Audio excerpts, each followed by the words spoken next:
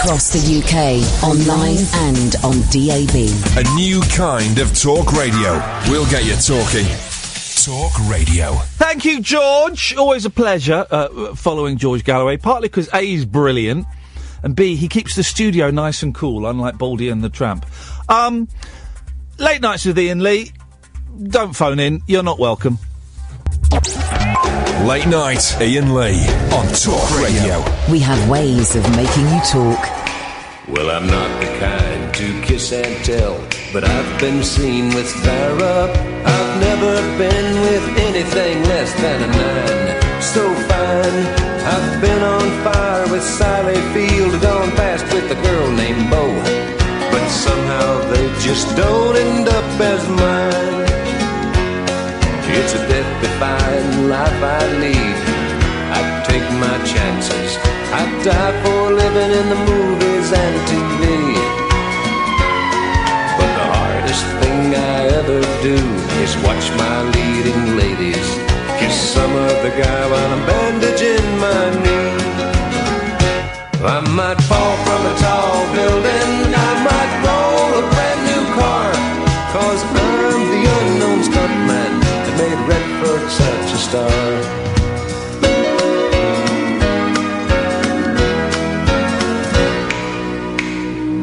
I've never spent much time in school, but I taught ladies plenty. It's true, I hire my body out for pay. Hey, hey, I've gotten burned over Cheryl Teague's, blown up for Raquel Welch. But when I wind up in the hay, it's only hay. Hey, hey, I might jump an open drawbridge or Tarzan from a vine, 'cause I'm the unknown stuntman that makes Eastwood look so fine.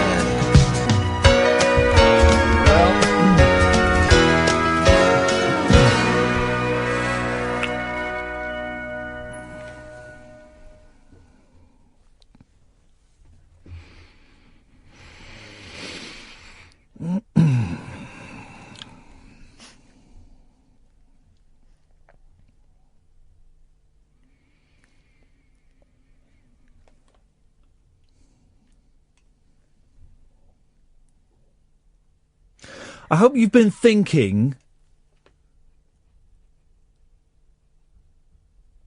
long and hard since we last spoke.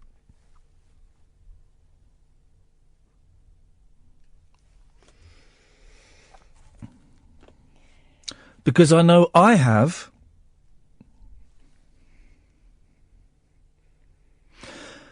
And I've reached several conclusions. 1. Listenership to the station is down, as a fact. 2. Listenership to my show is down. 3. It ain't my fault.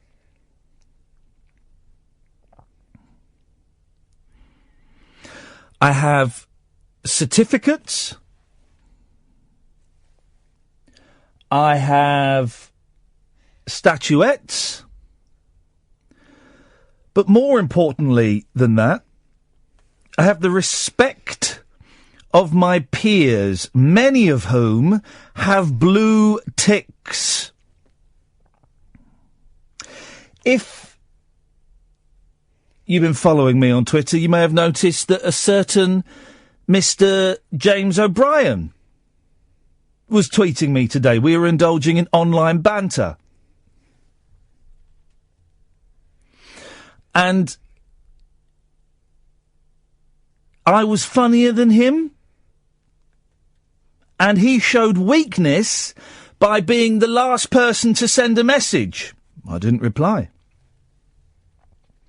Also this evening, Mr. Matt Lucas, star of Little England, sent me a tweet. A public tweet for you to see, so it's evidence.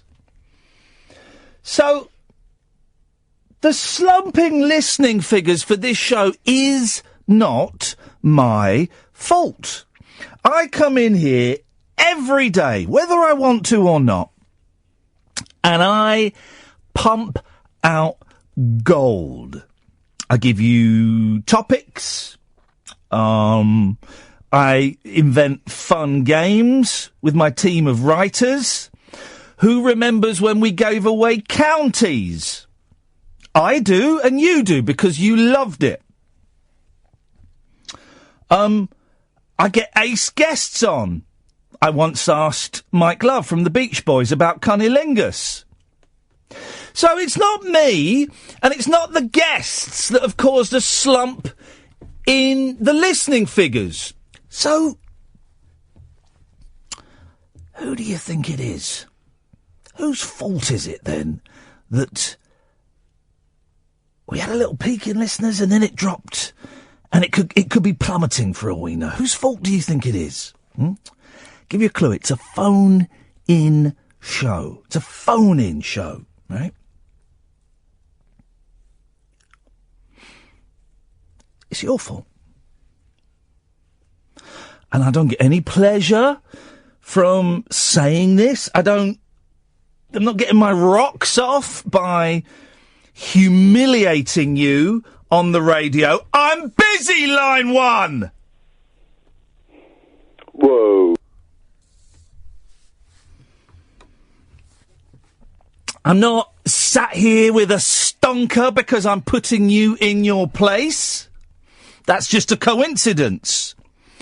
But it's your fault. Your calls are rubbish, boring, insipid, moribund, pointless. It's your fault that this show isn't getting as many listeners as it deserves. And therefore, by extension, the whole reason that talk radio is failing. It's your fault. So, now we know that, what are you going to do about it? What are you going to do about it?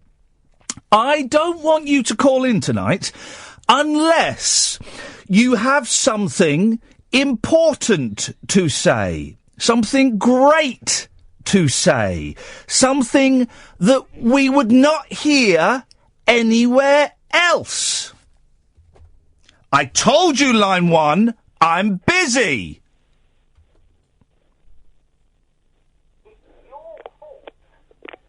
Idiot. And that is an example of what I'm talking about. I don't want any calls from idiots. Okay, so if you're an idiot, I'm not interested. Line 2, I am busy. I don't want any calls from people thinking that they're cleverer than me. I don't want any calls from people who haven't been listening to the show. I don't want any calls from people that have nothing good to contribute, okay? My livelihood is on the line. And as much as it pains me to admit it, my bank balance is in the hands of you cretins. Line 3, make it good. So this is not a drop-in centre anymore, then, is it? He made it bad.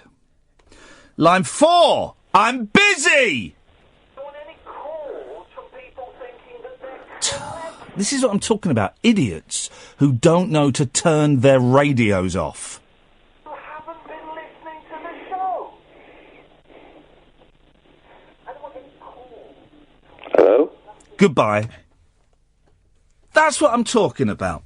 That's what I'm talking about. So, things are going to change, guys. Things are gonna change. You've had it too easy. You've had too smooth a ride. Not anymore.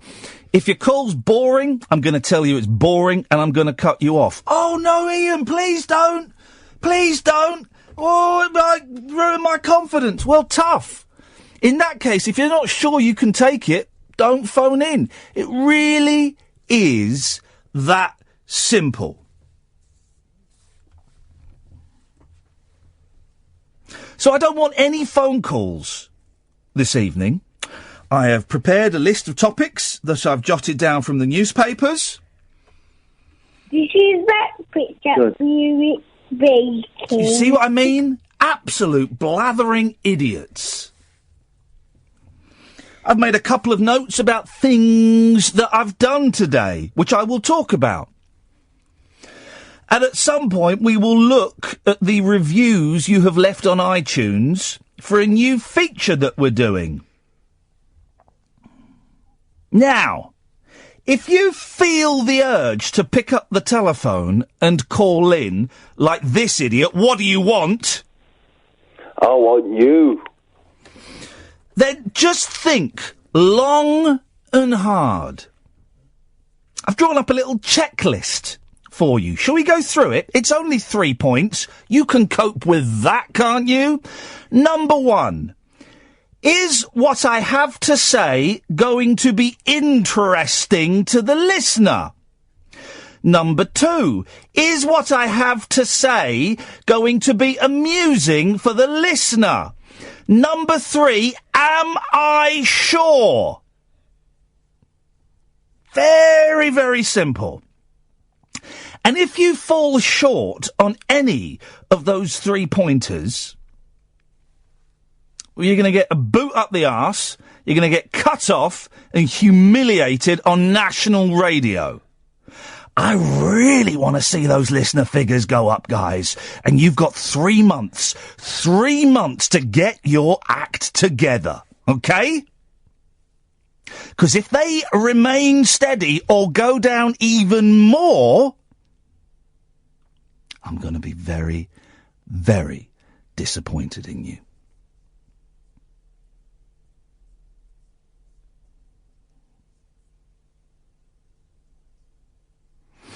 You're listening to Late Nights with Iain Lee on Talk Radio.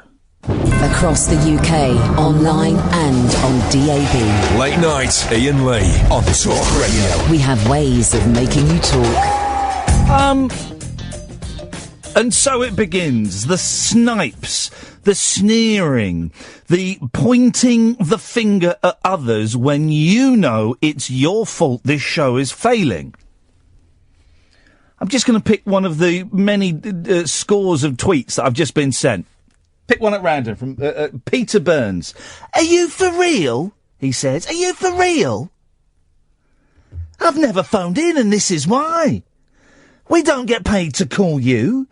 We all have lives and I work 40 hours a week. Yeah, mate, I clicked on your bio for a green energy company. It's hardly a job, is it? Huh? Stealing money from old ladies so they can pay heat their jacket potatoes? No. Listen, we've set the bar too low, and I'm raising the bar. A text from Anonymous. I've stuck with you through thick and thin, and you treat us diehards like this. You can shove your show where the sun don't shine.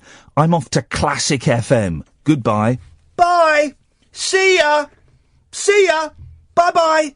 Too scared to put your name on. You're exactly the sort of person I don't want contributing to this show. You're proving my point for me, Peter Burns and Anonymous. You are proving my point. The reason that this show is stuck in the mud is because of people like Mr. Burns and Anonymous there. It's your fault. It's your fault. And Maybe it's my fault. Maybe I should have said this sooner. We're coming up to the first anniversary of this show, and maybe I should have come in harder. I don't know. I've been too soft on you. Okay, I'll put my hands up. I accept responsibility. I've been too soft on you guys, and I've let you get away with murder. Okay, that's my fault, and I apologise. Well, it ain't going to happen again. All right, it's not happening again. I'm going to grab this show by the scruff of the neck, and I am going to do my darndest to breathe life back into it, okay? And if that means we lose Anonymous and Mr. Burns gets upset, so be it. That's a price I'm prepared to take. That's the gamble I'm going to lay my money on. Because, guys, this show could be great, okay? We lose a few callers. Good. She's not been cutting the mustard.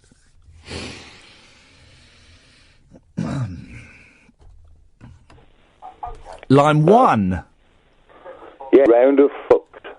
Okay, I don't know what that was, but we dumped it both times. Did he say what I think he said? I think he did. Jesus. First cab off the rank, F-bomb. I think I dumped that. If that got out, and I apologise, I think I dumped it. I shouldn't have to be pressing the dump button. I shouldn't have to be doing that. And because of him, because it was a double dump, I've now got to wait a few minutes. So we're going to spend the next couple of minutes in silence because of that joker. While the delay builds up again. And while we're sitting in silence, just have a think. Just have a think. Right? Because it's not acceptable. Oh, everyone's going, oh, this is funny, Ian. Oh, yeah, really funny. It's not funny, Waterstones Uxbridge. It's not funny, mate. This is serious. This is serious, okay? So let's just have a couple of minutes silence while we let the delay build up and you have a good think about whether you're going to pick up the phone tonight and whether your phone call will meet my 3 criteria, okay?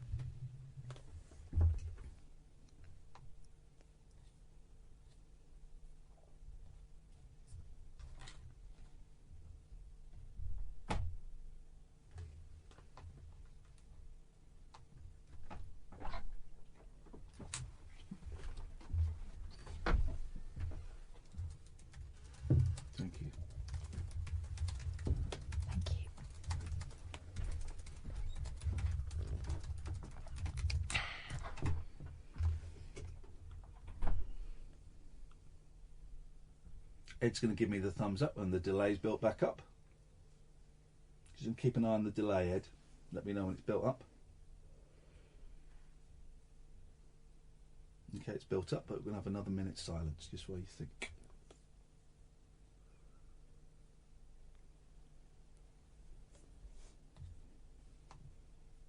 Okay. I'm being told that the F-bomb got out. My apologies. We don't like swear words on this programme. We're certainly not fans of swear words on this programme at all, but you are informing me that that got out. Well, that caller is banned from the show. My sincerest apologies. Again, we don't... I did hit the dump button twice. The second one, it must not have fired off. I can only apologise. And let's hope we have no more of that. And that proves what I've been saying. Okay? That proves. If you can't be trusted to come on and not use bad language, then why should I even let you phone up? So again, sincere apologies for that bad language. It's not the point of this show. Hit the button, it didn't fire off the second time. We'll have a look into that.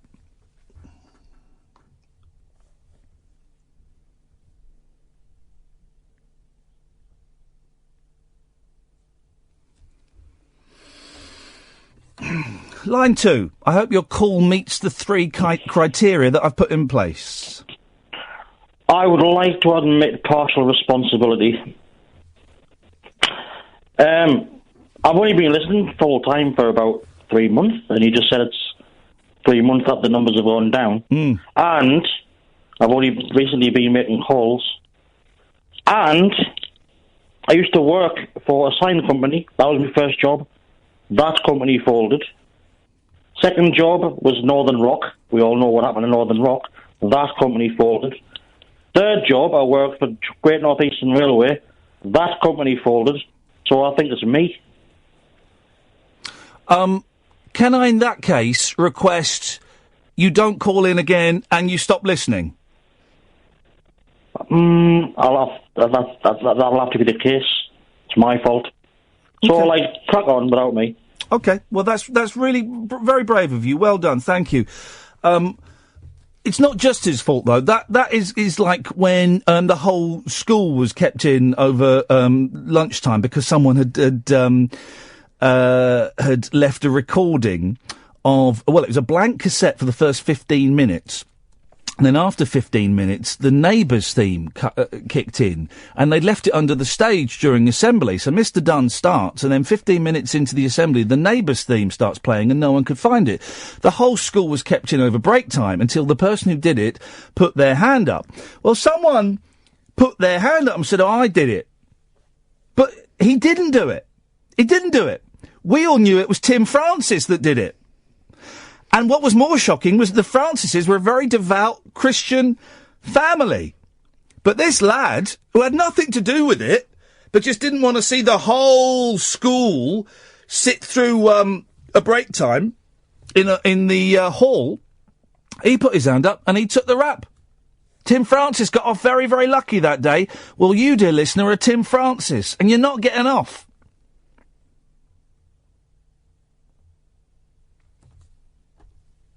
Line 1. 3 minutes in. I'm bonkers. Go and work at Uber. Go and work at Uber. Go and work at Uber. I mean...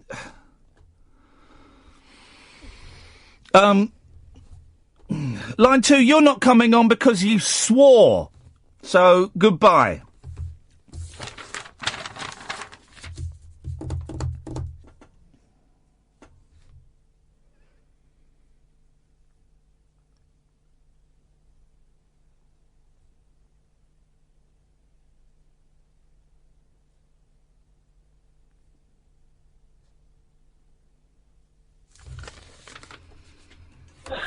Line 1.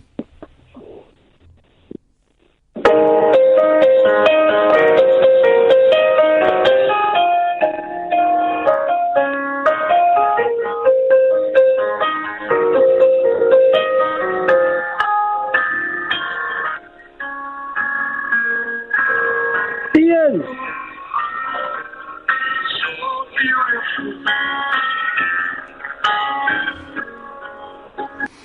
Low quality audio down the phone that we can't make out. OK, so it was You Are So Beautiful. Well, yeah, brilliant, but I had to fill in the blanks in my head. Remember, the casual listener is an idiot. Line 2, you're on the wireless. Hello, line 2. Too slow. Line 3, you are live on the air. Hello, Iain, again. Good evening.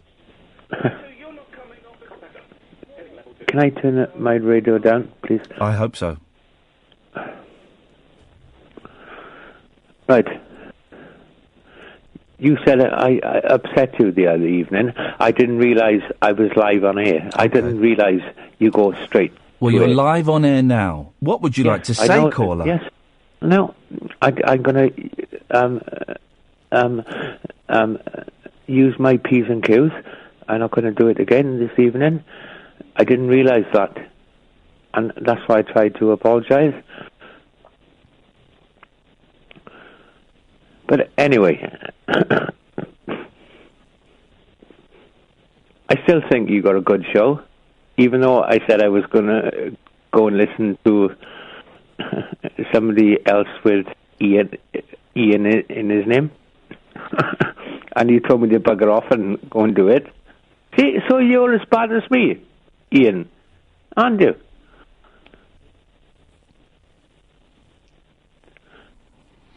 No, I'm not. I'm better than you. No, you was like a petulant little boy, because I said, yeah. Okay, perhaps you are. Well, obviously you're better than me because you on a radio talk show, which is a good talk show. Yes. Yes. I sit down in my house. Yeah. I do things and... I sit down in my house. I do things as well. I imagine, Catherine, you sit down in your house? Rarely, but yes. Do you do things? As a rule. Yeah. We all sit down in our houses and we do things. Sometimes I stand up and do things. No. And then sometimes you sit down and do things. Sometimes I lie down and do things. Do you?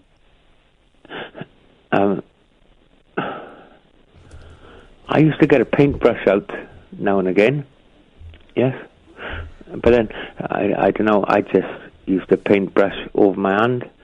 So I'd have a torch, because I can't see anymore. I'd have a torch in my mouth. So I'm trying to paint the stairs. Yeah. And I had more paint over my hand than on the bloody stairs, actually. I did. So, yeah. So I did sit down and stood up. Yeah.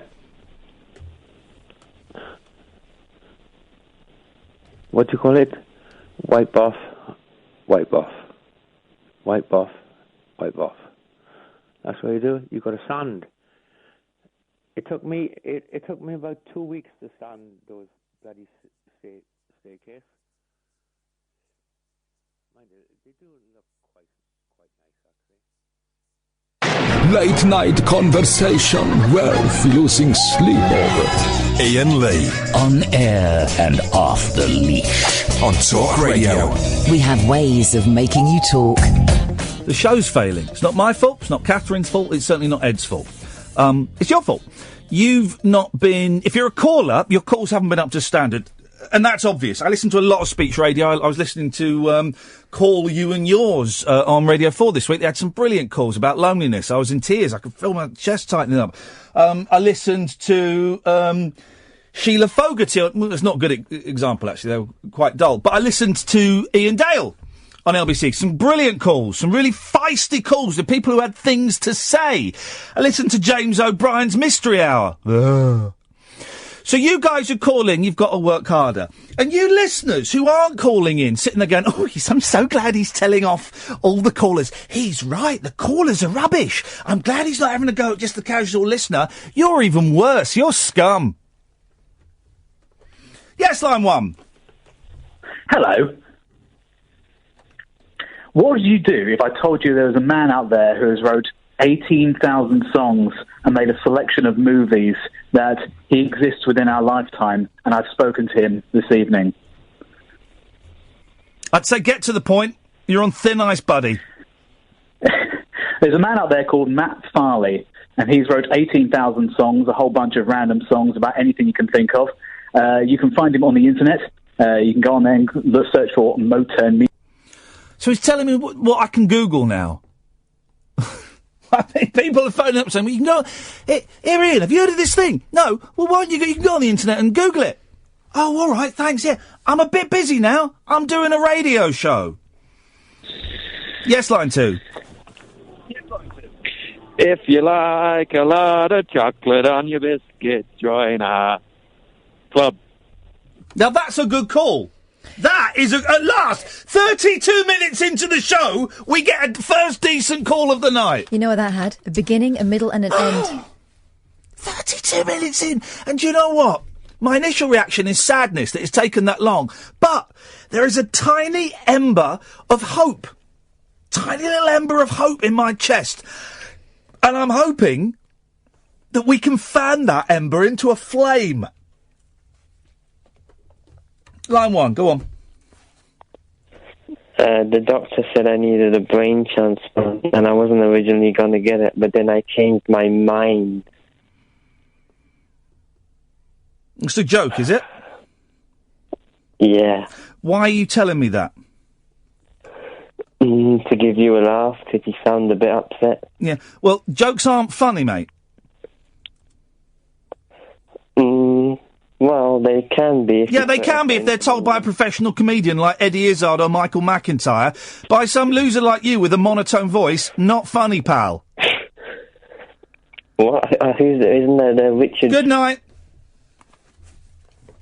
I think we might have peaked. Obviously not a regular listener to the show, because I've said... I don't like jokes. Jokes make me uncomfortable. They make me feel socially awkward. We've got a gentleman out there who likes to tell jokes. People like to tell jokes. And as soon as someone says, I've got a joke for you, you think, oh, God, the next 45 seconds of my life are going to be torture. Because they are going to say a collection of words to me that they think are funny. And at some point, I either have to say, well, that's not funny, or I have to go, yeah, that's good, that.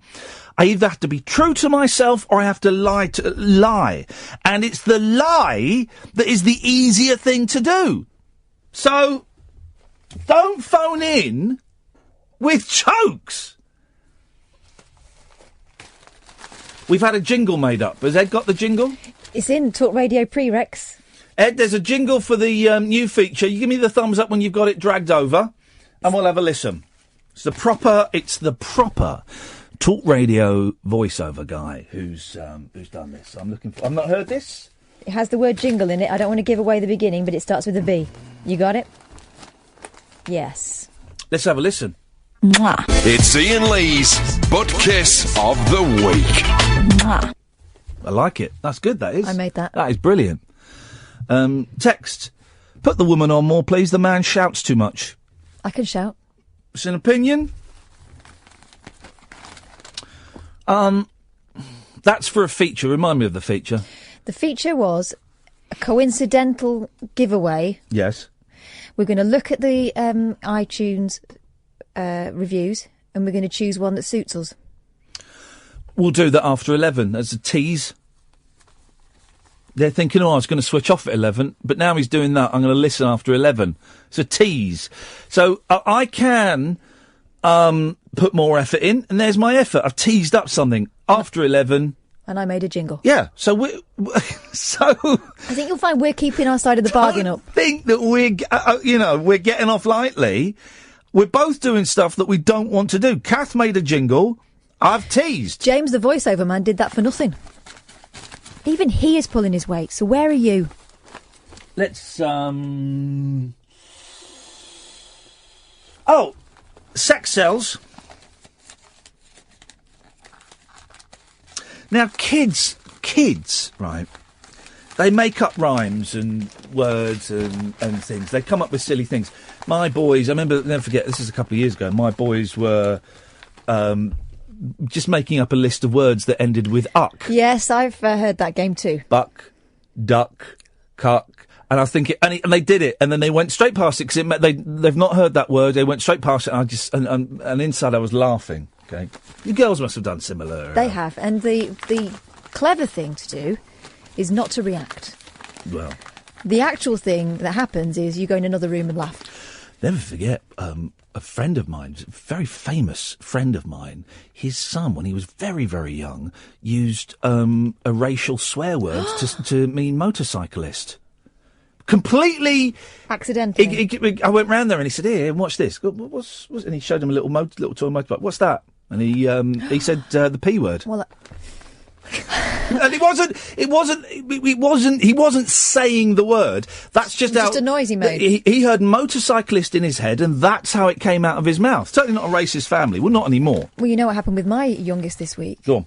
I must say it a lot. Yeah. Because I prompted her to say something, and the word that came out was one I use quite a lot, clearly.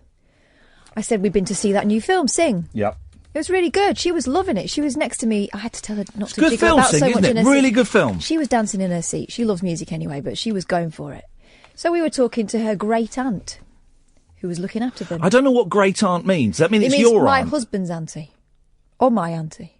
Okay. So to them, it's their great aunt. What's great aunt once removed? That would be your husband's auntie, wouldn't it? Oh. I don't really know. I don't know. Okay. I don't know. Anyway, Okay. Anyway, we're talking to this person he's a nice woman. Yeah. She's not given to industrial language. So we're talking, and I said, and to Little and said, we went to see this film, didn't we? Yes, we did. And it was, and I looked at her and she said, balls. I went, no, it was. Then she said, it was. She went, bombshell. Bombshell? Yes. Bombshell. And then I said, no, it was. She went, good. Correct. It is a brilliant film, Sing. Really enjoyed it. We bought the soundtrack. Do you want me to show me a picture of it so I can I can recognise it when I go in the shop and buy it myself? It's I can't remember the gentleman's name, but I remember about a year ago hearing one of the Adam Buxton podcasts. And he talks to his friend who's a film director, and his friend says, I'm working on something, but I can't tell you what it is. It's an animation and it's going to be big if it works. And that was the film. The thing is, the rumours you heard about it being a bit, it's like, X Factor with animals, sells it short. It's nothing like that, really. It's really fun. Because I saw the trailer, and I saw the fact it was coming out in January, and I thought, it's going to be a stinker then. They're just putting it out to, kind of... it was absolutely brilliant. It's one of the better kids' films I've seen. And the good thing about it is the soundtrack is all kind of old classics. It's got some Stevie Wonder in there, you've got some Beatles in there. Me. You all right? Yeah, a bit windy tonight. And so my kids are now listening to that music and thinking it's theirs. Yeah. Brilliant. Jennifer Hudson's got a voice, hasn't she? I don't know who she is. She's the one that did the voice of Nana. Okay. My boys are very funny now in the car. It's always, can we have the Monkees? But they want the Monkees' new album, which is great. But then quite often there's, have you got any zombies? You got the zombies? I go, yeah, I've got the zombies, boys. I remember my little one coming back from nursery and saying, my friend told me her favourite band was One Direction, and I said I prefer the Small Faces. I'm like, yes, I'm winning. I'll do this story in a minute. Please don't call in tonight unless you really think... I'm not giving out the phone number because that means any idiot can call in. Don't call in tonight unless you've got something really special for us, okay? Because you've let us all down over the past 11 months. I think most of all they let themselves down. Yeah. Well, no, most of all they let us down. Yeah, well, themselves. They've let me down and the Radar people. So just have a think. Yep. Late Night Iain Lee on Talk Radio. We have ways of making you talk. Andrew's texted in, Iain, the only reason I'm listening to you is because Nick Abbott is Trump fixated, but you must be interesting to generate interest. No, I don't think so. I refer again to the Ian Dale show. Don't call in unless you've got something to say. Teachers sent... Now, A hilarious or an hilarious? I think it's supposed to be an hilarious, but who says that? Apart from... Well, they would... You'd normally write it. It's written like A. an historic. But H isn't a vowel, but it sounds like a vowel, doesn't it? A-E-I-O-U-H. And it's not H, No, everyone. God, no. Let's just... Do you fit the criteria? I hope so. I was the guy who sang the club song. I just wanted to tell you the backstory behind it very quickly. You sang the what? But I didn't hear it. I was the guy who sang the club song. If you like a lot of chocolate on your biscuit, join our club. It was a great call. Thank you. Well, I was calling from Canada, and I'm not sure if the line dropped out. I cut you off. Oh, well, I just wanted to tell you the story behind that. Okay, that's great. Teachers sent an hilarious letter to a schoolboy's parents after he named an imaginary friend Wildo the Dildo. You seen this story? Yes. The 10-year-old stepdad, Paul Hunt, was left in stitches when he came home with the note. And the letter has gone viral after Paul, 38, tweeted that it was, quotes, the funniest thing I've ever read. And it is brilliant. The boy's teacher wrote, him and a few of his friends often make up characters, give them amusing names, and then have exciting adventures at playtimes. This in itself is an imaginative and creative pastime and causes no harm. However, it has come to our attention that one of the characters has the name Wildo the Dildo. And this has, I am sure you can understand, raised some concerns. The note continues. Fancy writing this. None of the children said they knew what it meant. But that means they asked them then. Now, hands up, who knows what a dildo is? Exactly. But were aware it was an inappropriate word. Oh. Now, I don't believe that's true. No. One of the children... I don't know if this is funny, actually. I don't think it is funny now. One of the children said they picked up the word on the playground. So we will be following this up further. But that's what kids will say.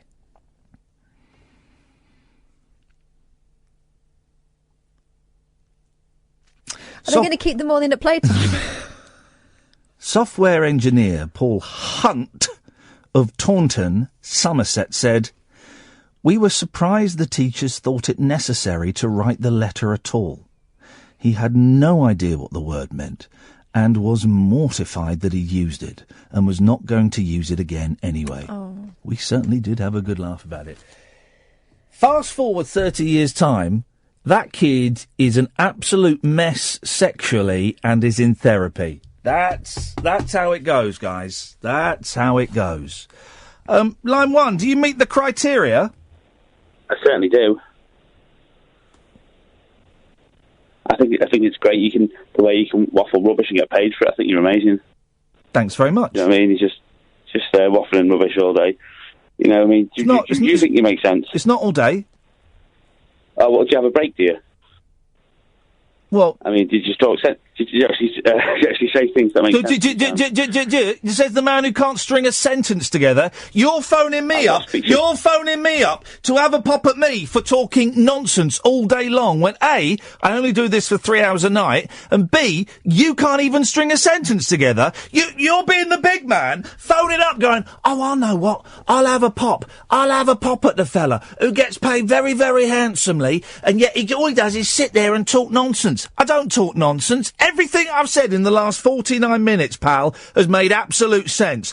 The reasons that the show is struggling, the criteria I've given to the callers, and the story about the dildo. Everything I've said in the last 49 minutes has made complete sense. You come on the line, within 30 seconds, I've got no idea what you're talking about. You're jabbering away, you're tripping over your words, you're stumbling. You're making no sense at all, pal. Here we go, we've got to resort to the bad language, have we? Is that the best you can do? Is that the best you can do, pal? Ed, give me the thumbs up when the delay is built back up.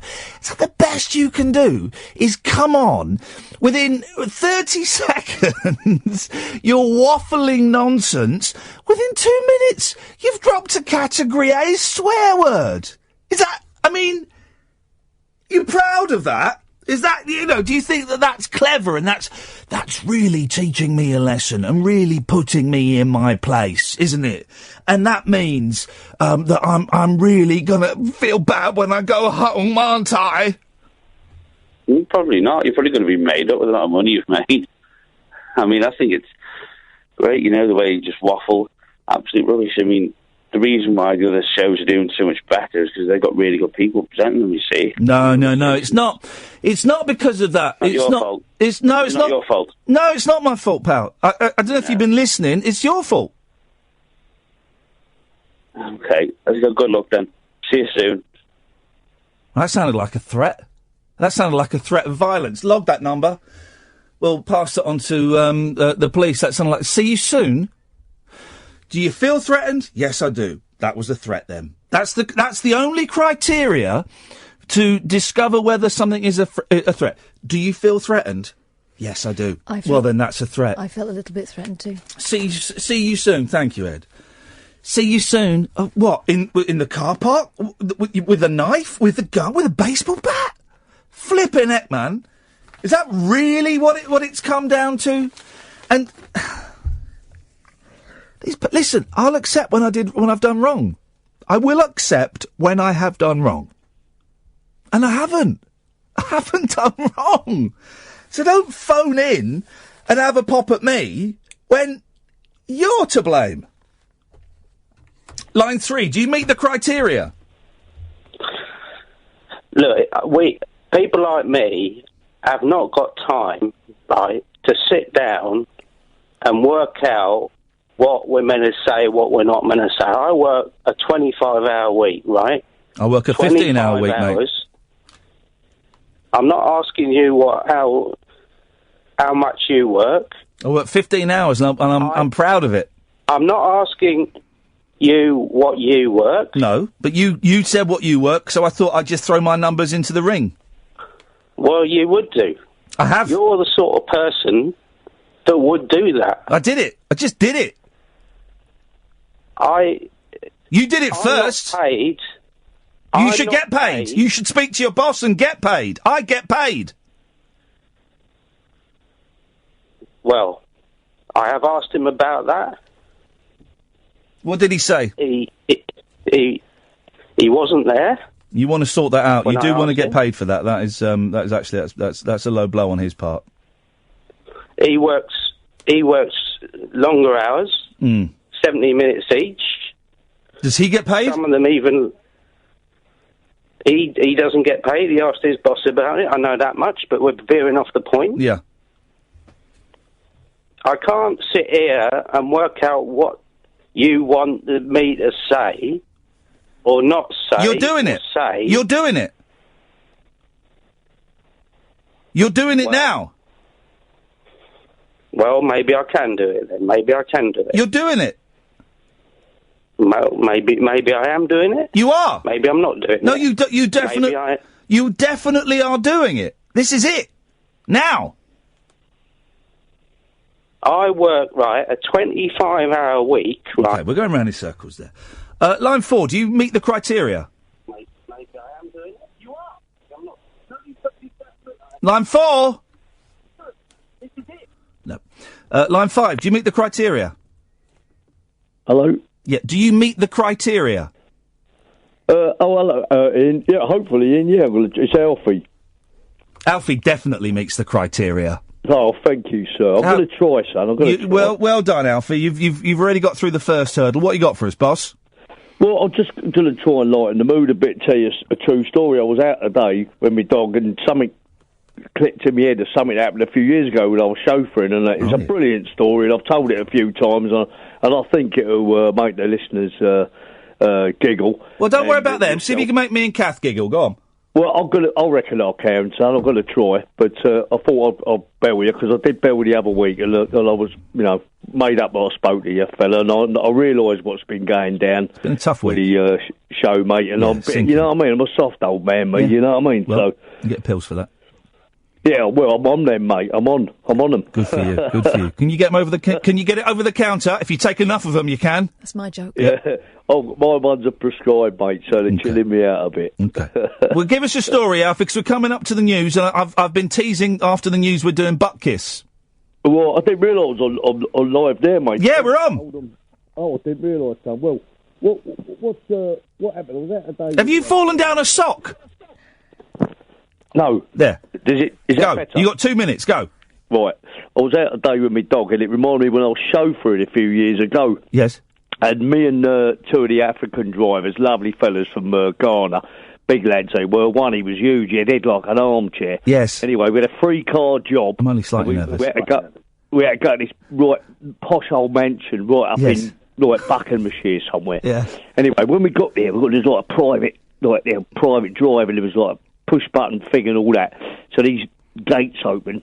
So we all started driving really, slowly, 3 Mercedes, you know what I mean? I'm right at the back, the 2 African chavvies at the front. Anyway, the big old lump, he's got out after about a mile up to this door. Great big door and this gravel thing, right?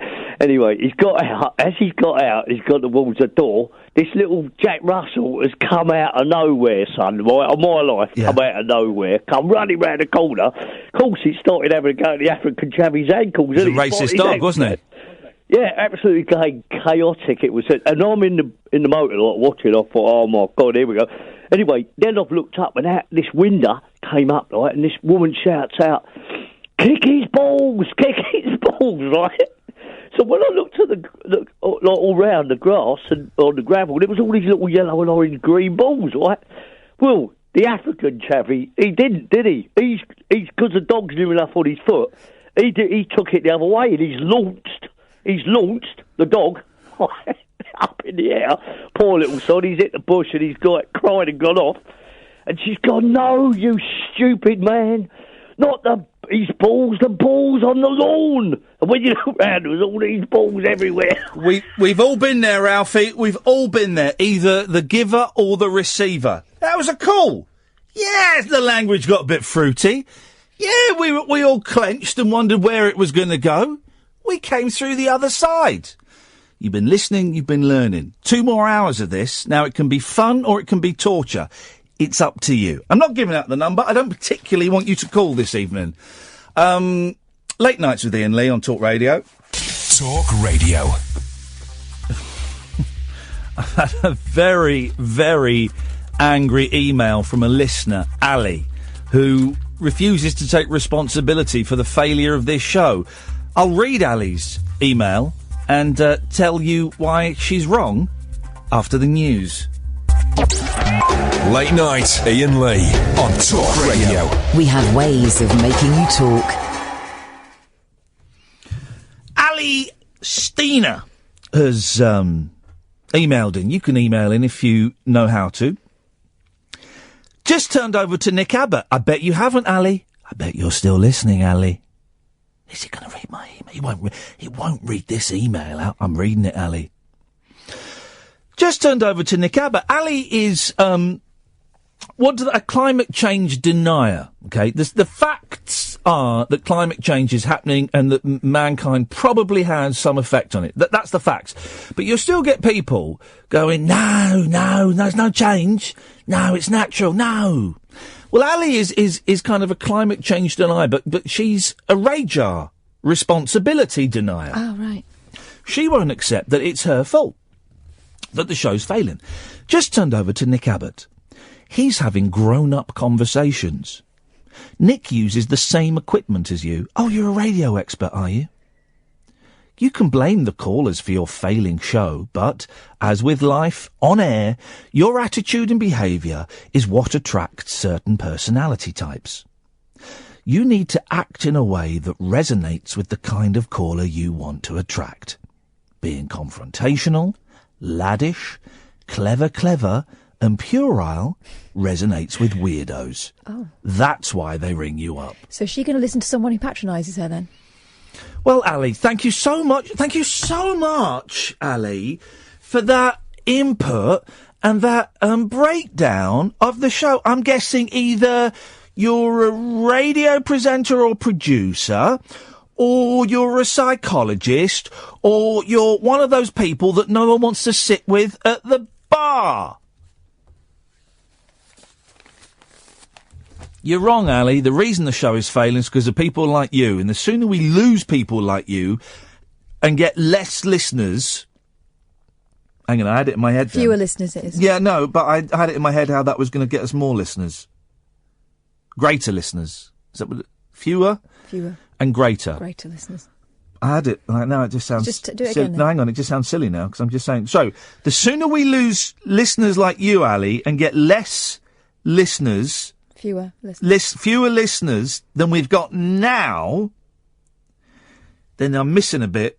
Dum-da-dum. And then we listeners. get greater listeners. Yeah, that's it. Nailed it. Line 1, do you fit the criteria? Yeah, maybe. How's it going? Do you really want to know? Not going brilliantly, judging by the last 30 seconds.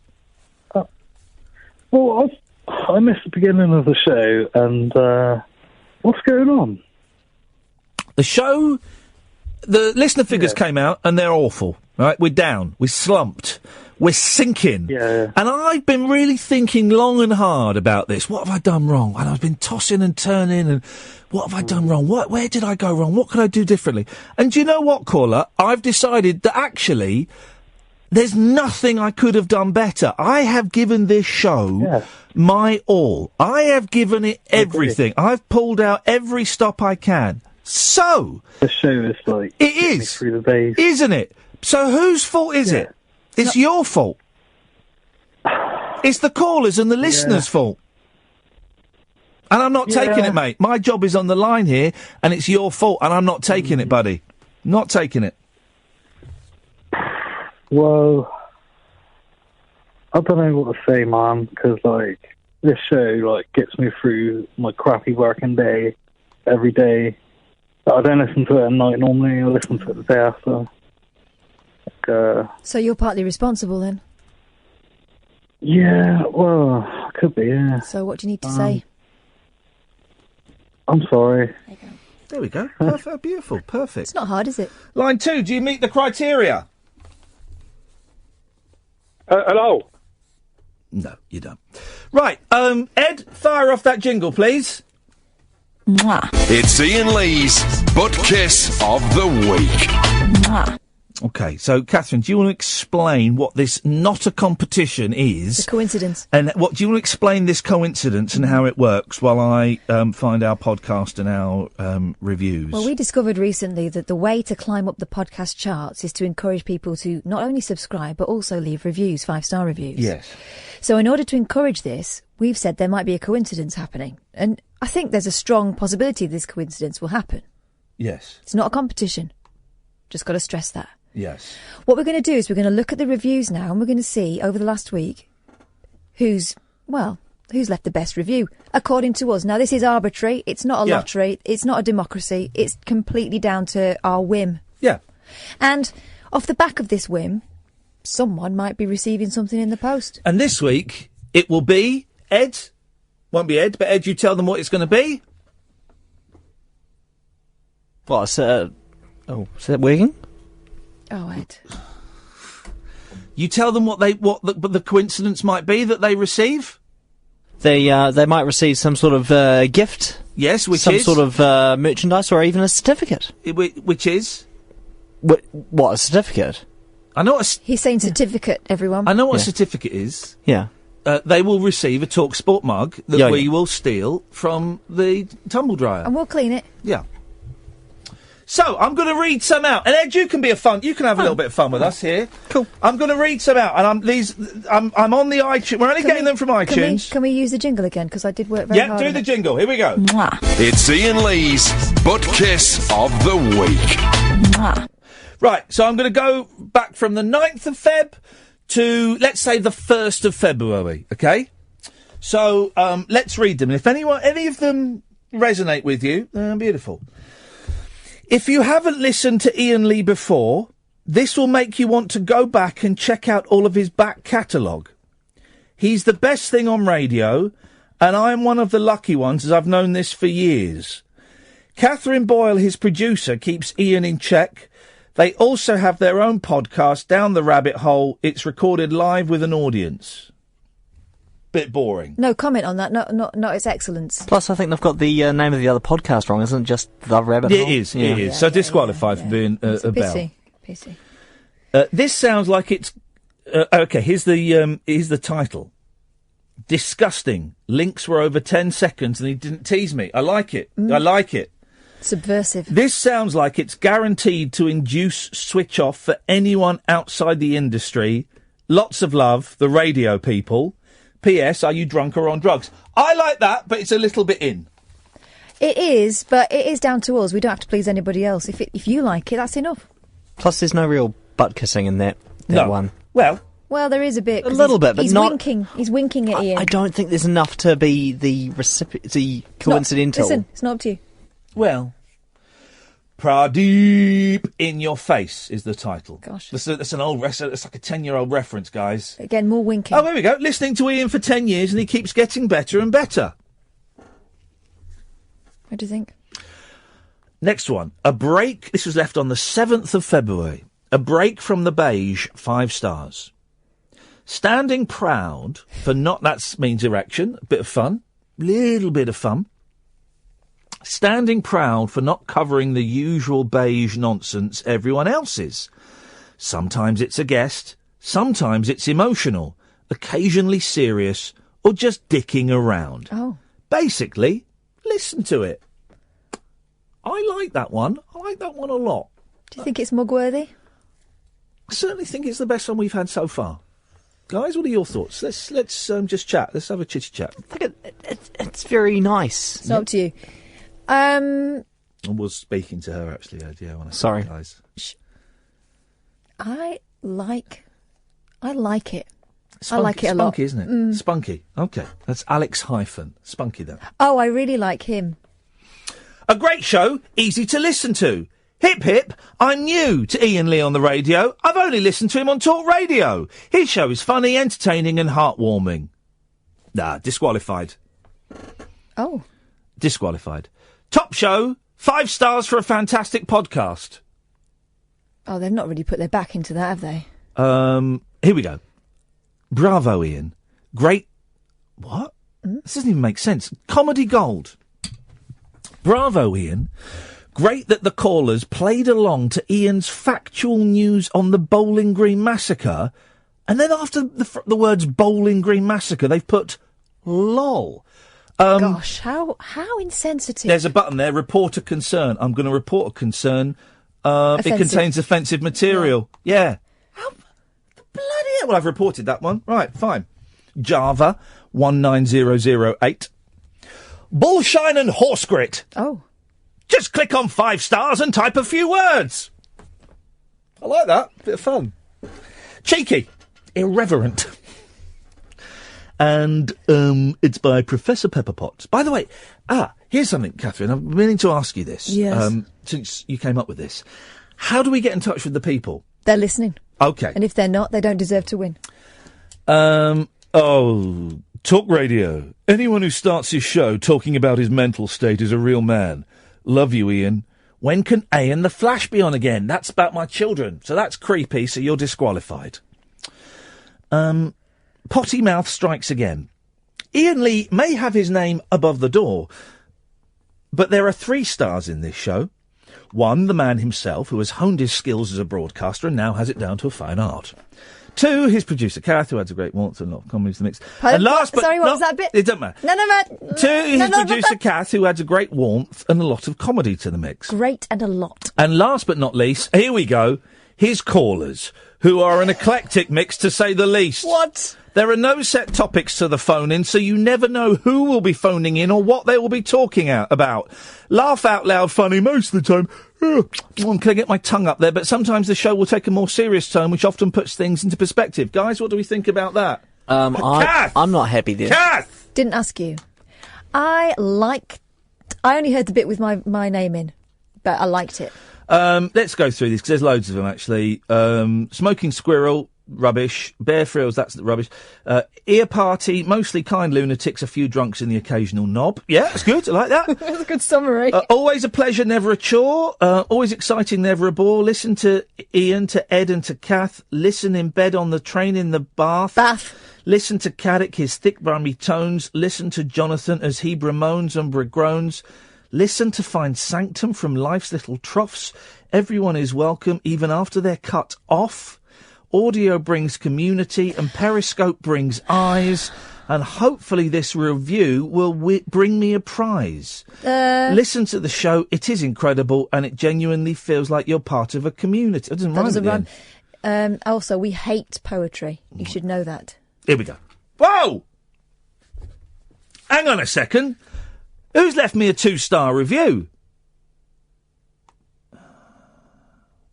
Lay off the blind bloke, 2 stars. This lad is funny and quick-witted, but I can't understand what he has against blind people. Every so often, a blind man from Wales is kind enough to ring in and participate with the show, but the presenter just has a go at him and asks him why he uses a white stick. That was when he was talking about... Why you use antidepressants. Yeah. Also, who's this? Who's writing this? Is there a name? Radio Fan. OK, Radio Fan. He has a name, you know. His name is Chris. Yes, exactly. I doubt the presenter would like it very much if he was blind. Mind you, it is radio, so perhaps it wouldn't be that bad for him, unlike if he had a job that relied on seeing, like being a truck driver. All in all, the bad taste humour of this show can be unsettling when directed at the hard of seeing. Radio Fan. Let's just click on Radio Fan's name, and that's the only review that they've left. Well, I'm going to report concern about that, and I'm going to put... Is there a thing saying has completely missed the point? I'm going to put it looks like spam. Yeah. Okay. There we go. Excellent. That's what we're going to do. So it looks like spam, because it does look like that. Could be a bot that's done that. I think that is a bot, yeah. I think that's a bot that's done that. A bullshine bot. Yeah, it looks like spam. Submit. That'll be gone soon. Not having that. Cracking light-hearted nonsense. Please may I have a mug, says Mummy Bear May. There we go. I'm sorry, Scots boy, but you spelt my name wrong. He's written a really funny long piece, but he'd spelt my name wrong. Oh dear. Best show on the radio, master of broadcasting. I think he's murdered an old pensioner. Boring. That was good. Oh yeah, because we asked you to write that was good. Okay, fine. The rest I can't be bothered to go through, and as it's not actually a proper competition, we don't need to go through them, so it's all a bit vague. So, Kath, you pick away, and I'm bored of this now. Can't remember which one. I can't.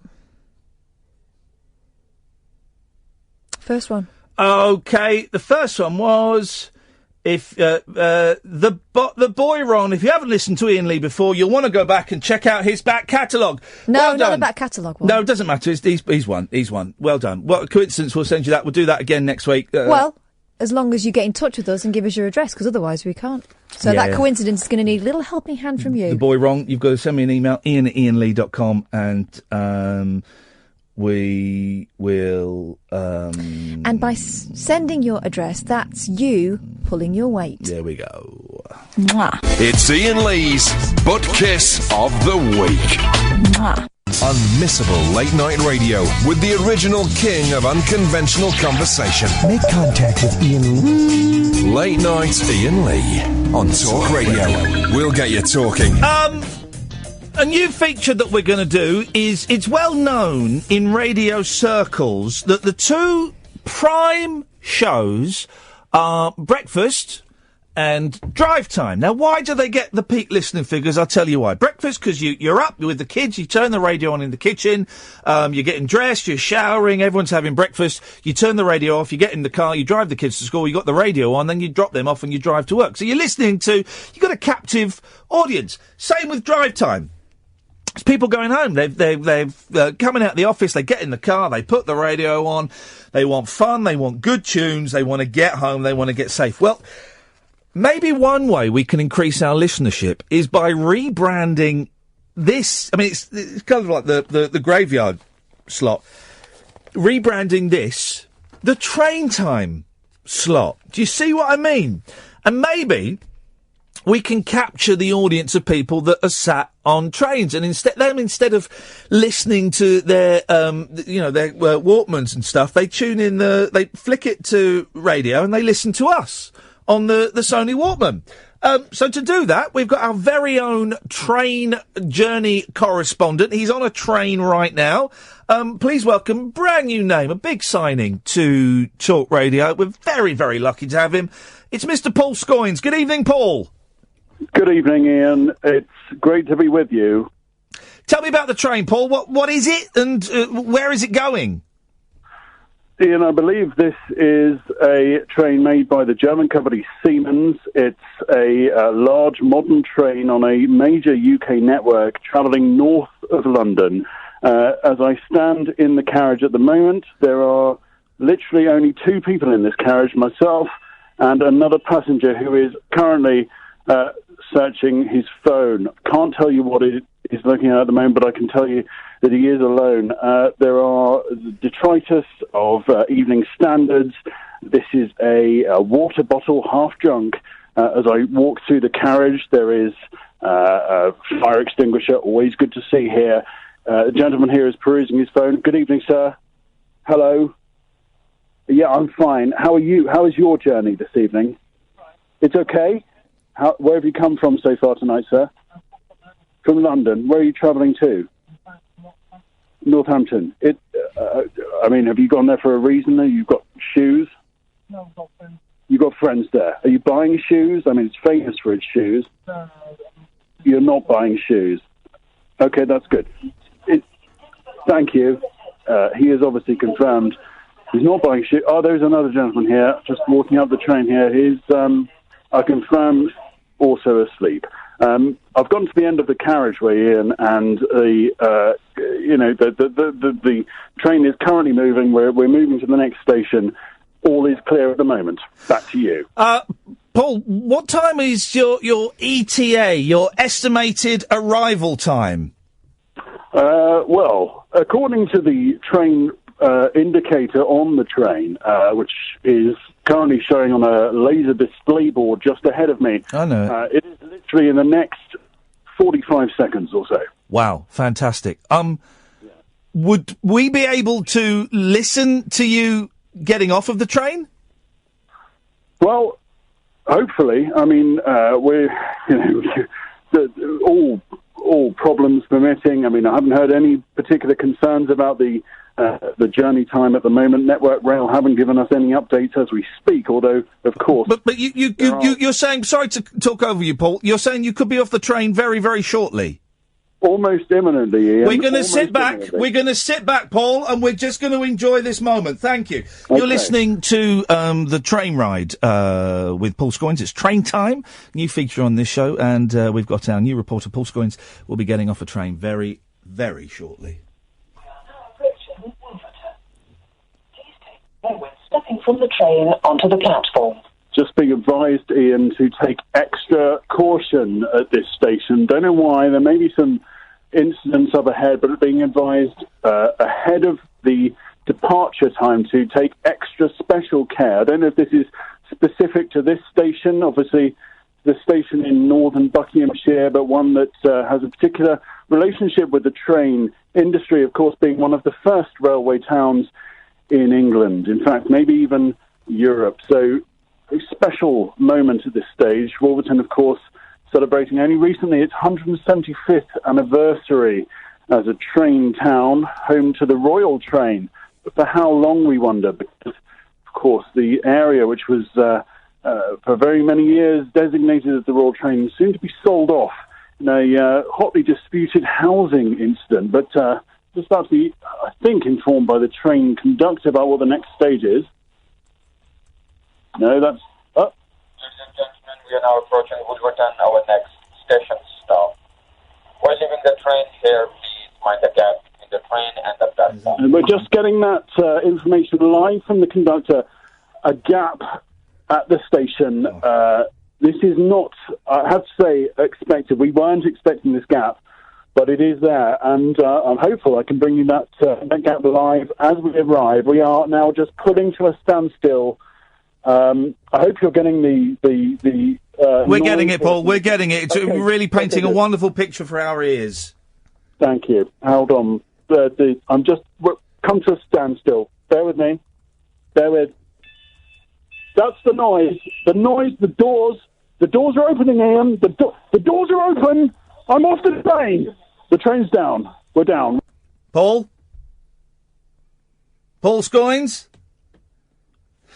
Well, we've lost Paul there. We don't know if that's because the phone signal dropped or maybe there was a terrorist attack at that train station. We just don't know. Or maybe the gap was wider than he anticipated. Well, would have to be quite wide. Paul, thank you for that. And we're really pleased to get some big names, some great names on Talk Radio. And Paul Scoins is one of the new signings. You'll be hearing a lot more from him. I'm not giving out the number tonight because I don't want you to call in. Feedback coming in on Paul Scoins. Lee says, F me, this bloke is boring. Okay, it's an opinion. In an hour's time... It's quite commonly held opinion, remember? Yeah, I wouldn't disagree with you, Lee. I wouldn't disagree with you in the slightest, actually. In an hour's time, we've got one of the most famous drummers in the world on the show. I can remember Dougie's last name. Hang on a minute. I always have to type in Dougie Express... drummer. Dougie Wright, that's it, thank you. Dougie Wright, Dougie Wright has played on absolutely everything. He's the British Hal Blaine. He's played with Adam Faith, with Cilla Black, with David Bowie, with Jeff Beck. He was in the Walker Brothers, Serge Gainsbourg, Jean Barquin, Je t'aime. He's played with the Wurzels and Sandy Shaw. He's coming on. He's played on everything. And what a delightful older gentleman and a brilliant storyteller, isn't he? We spoke to him last week. Late Nights with Iain Lee on Talk Radio. Late Night Iain Lee. Unfiltered night talk with the original king of unconventional conversation on Talk Radio. We have ways of making you talk. The Daily Star has got... So we'll play the interview with Dougie Wright in about an hour's time. The Daily Star has got one of those brilliant stories that newspapers do every now and then, and they kind of take it in turns as to who's going to do the story.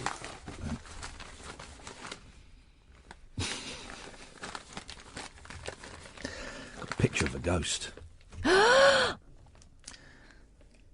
that The last few ones of these, including this one, they've just used that Ghost app. I know. They've just used the Ghost app, which the boys love. And the newspaper journalist, like my gran, is completely sucked in. They just use the Ghost app, and it's like a picture of it. Those Ghost apps are brilliant, right? We had a friend at work, Justin, who would fall for it all the time. And my boys love it. My boys find it hilarious and terrifying and wonderful. You know, all of that stuff. They love it. But it's an app. I mean, and this... Well, I don't know what it is. Right.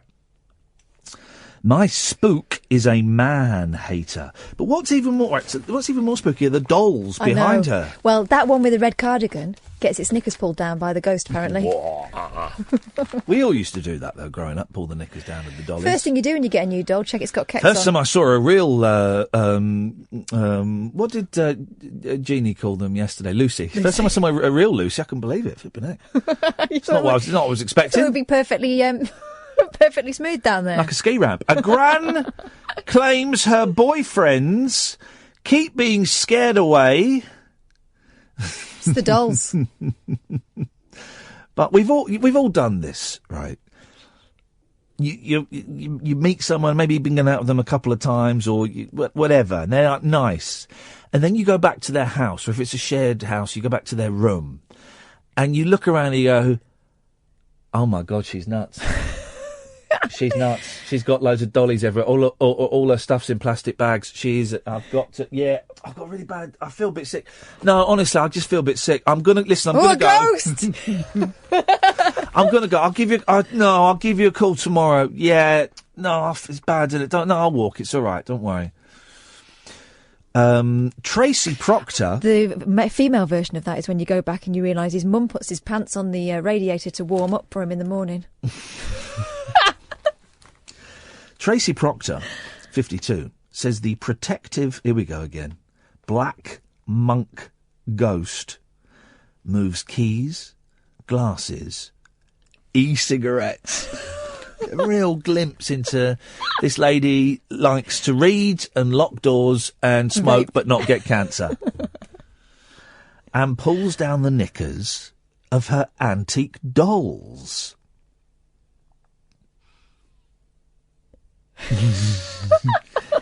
It has chased off any fella she has dated and also spooked her sons, Glyn and Alec, who heard footsteps in a bedroom. Of course they did.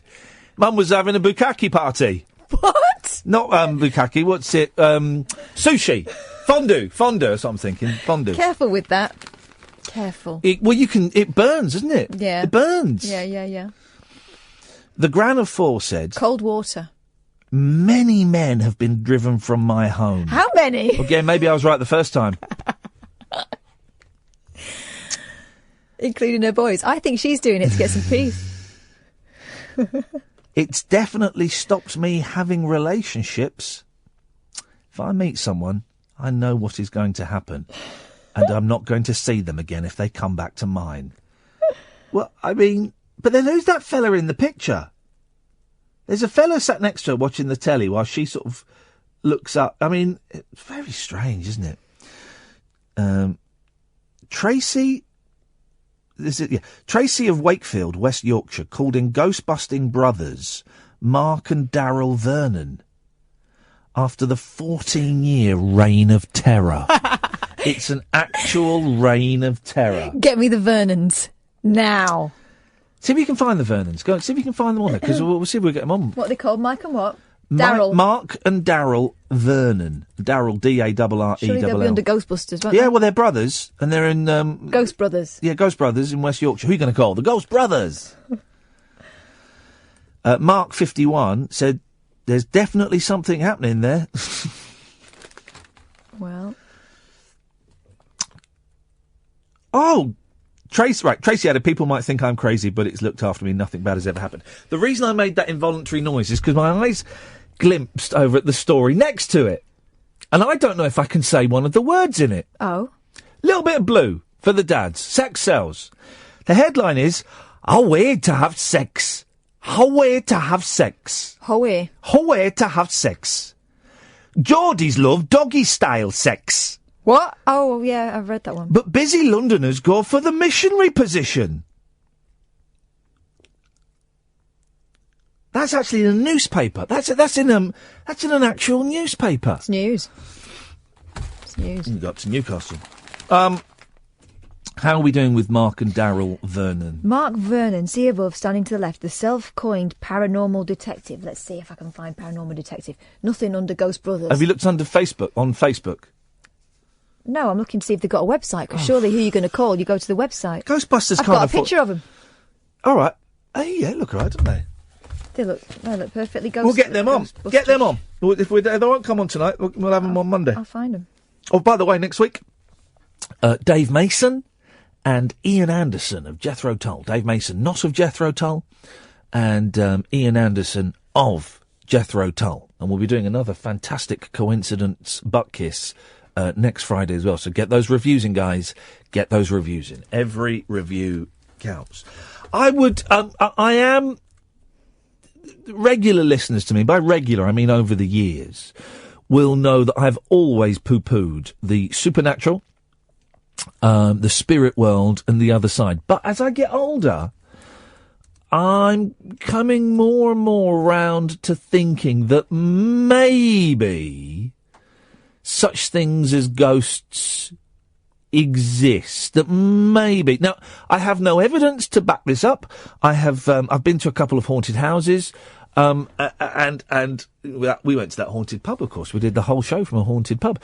And neither of those incidents gave me any evidence to say that ghosts do exist. But as I get older, I'm starting to think that maybe there's something going on that we just can't. But I think it's like dimensions. I think it's different dimensions. Like, we can only see in 3 dimensions, but some creatures, like fish, can see the infrared from your remote control. We can't see it. But what can they do with that information? Nothing. So it's like, you know, the Lord giveth if you believe in the Lord, and the Lord taketh away. Yeah, but then some creatures can see the 4th dimension, which is time. So they can, whereas time for us is linear, and, you know, what's happened in the past is behind us. What happened, all we've got is the present. For some creatures, maybe fictional creatures, but time is like a bit of tape, and it's winding. You can just go, I'm going to look at that bit, or I'm going to look at that bit. So, we go, I'm going to look to the right and there's a wall, or I'm going to look to the left and there's a window. They can do the same with time. I'm going to look to the right. Oh, look, that's me when I'm 70. I'm going to look to the left. Oh, look, I'm a baby. So that is... It's all very, very possible. It is. I think it is. You should watch that film Arrival. Right, I'll make a note. Although I've kind of just spoilt the plot there. I wasn't really listening. Well, okay. Well, listen, while you find those Ghostbusters, while the listener has a think, I'm going to have a break.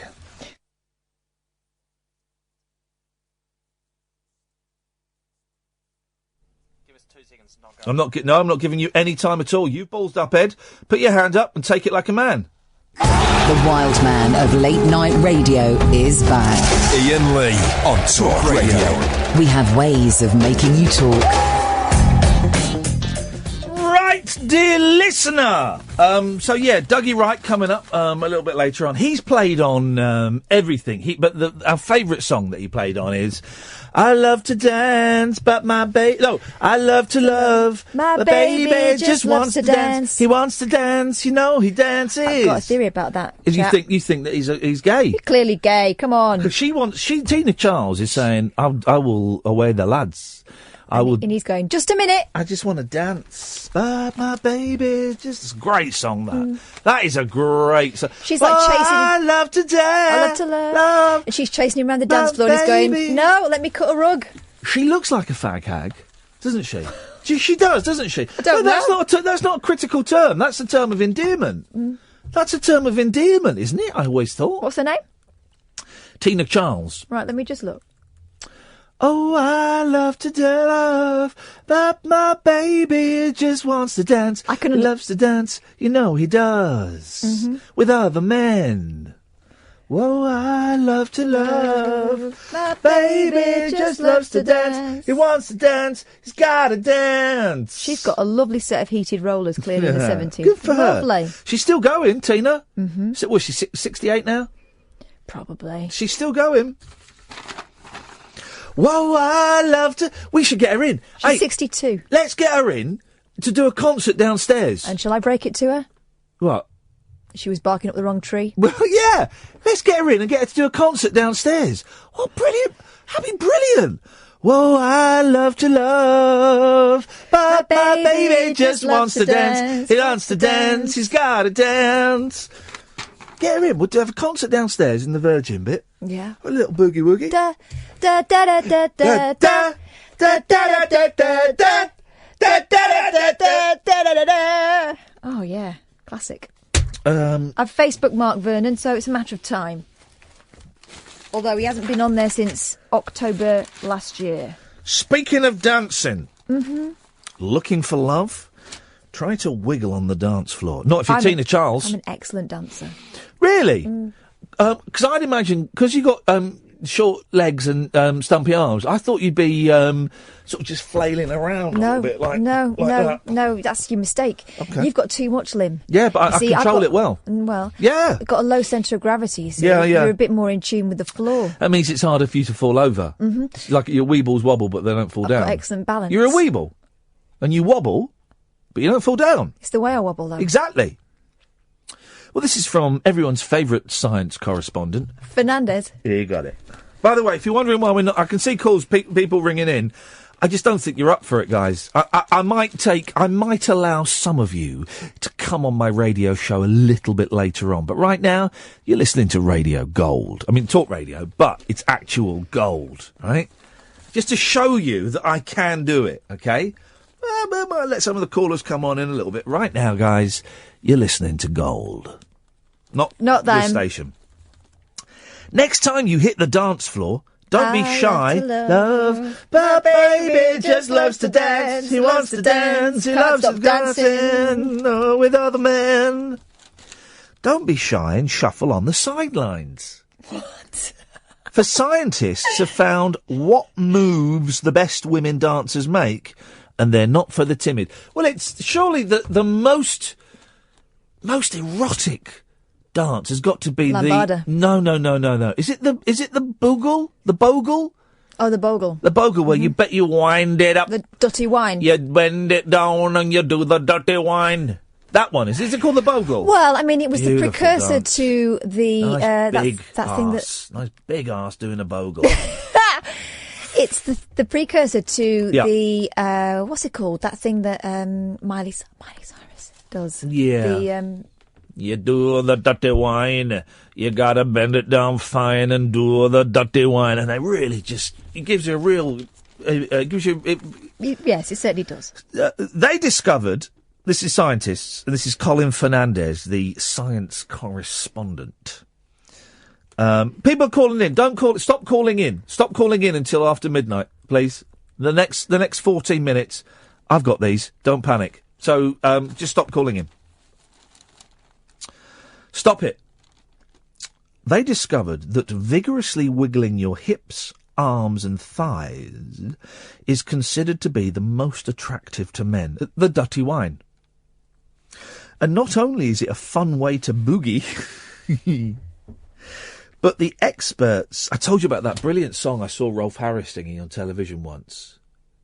Because remember, it used to be Boogie Woogie, didn't it? And it was put in the song went. I remember seeing this as a kid and thinking, whoa, he was playing it on the piano. I remember seeing it thinking, I want to be him. And he sang this song. It went, poor old Mr. Woogie. And it was a song about, it was like Mr. Boogie and Mr. Woogie. But Mr. Boogie had gone on to great success because everyone just said Boogie. It's like Boogie Woogie, Boogie Woogie. Then they dropped the Woogie and it just became Boogie, didn't it?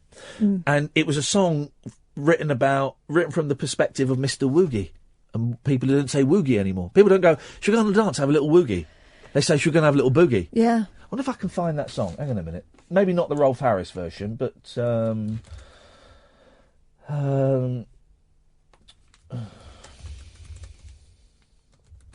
There we go.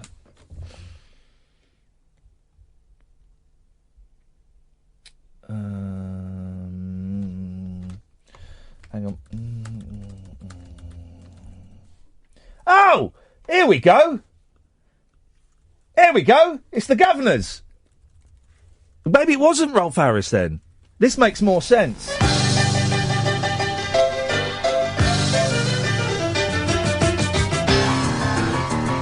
Chaz and Dave. Oh. Everyone's on about boogie on the radio. Boogie's pretty big down in the disco. This old boogie. And doesn't Dave, on bass guitar, look a lot like Scott Balcony? Not to mention a woogie, and I don't think it's fair. Poor old Mr. Woogie. Now, boogie got started a long, long time ago. Boogie woogie was around long before the discos. Now, boogie had a partner, and that's who I'm on about. Boogie's doing all right, but Mr. Woogie's been aimed out. Poor old Mr. Woogie. Someone took Woogie away. Poor old Mr.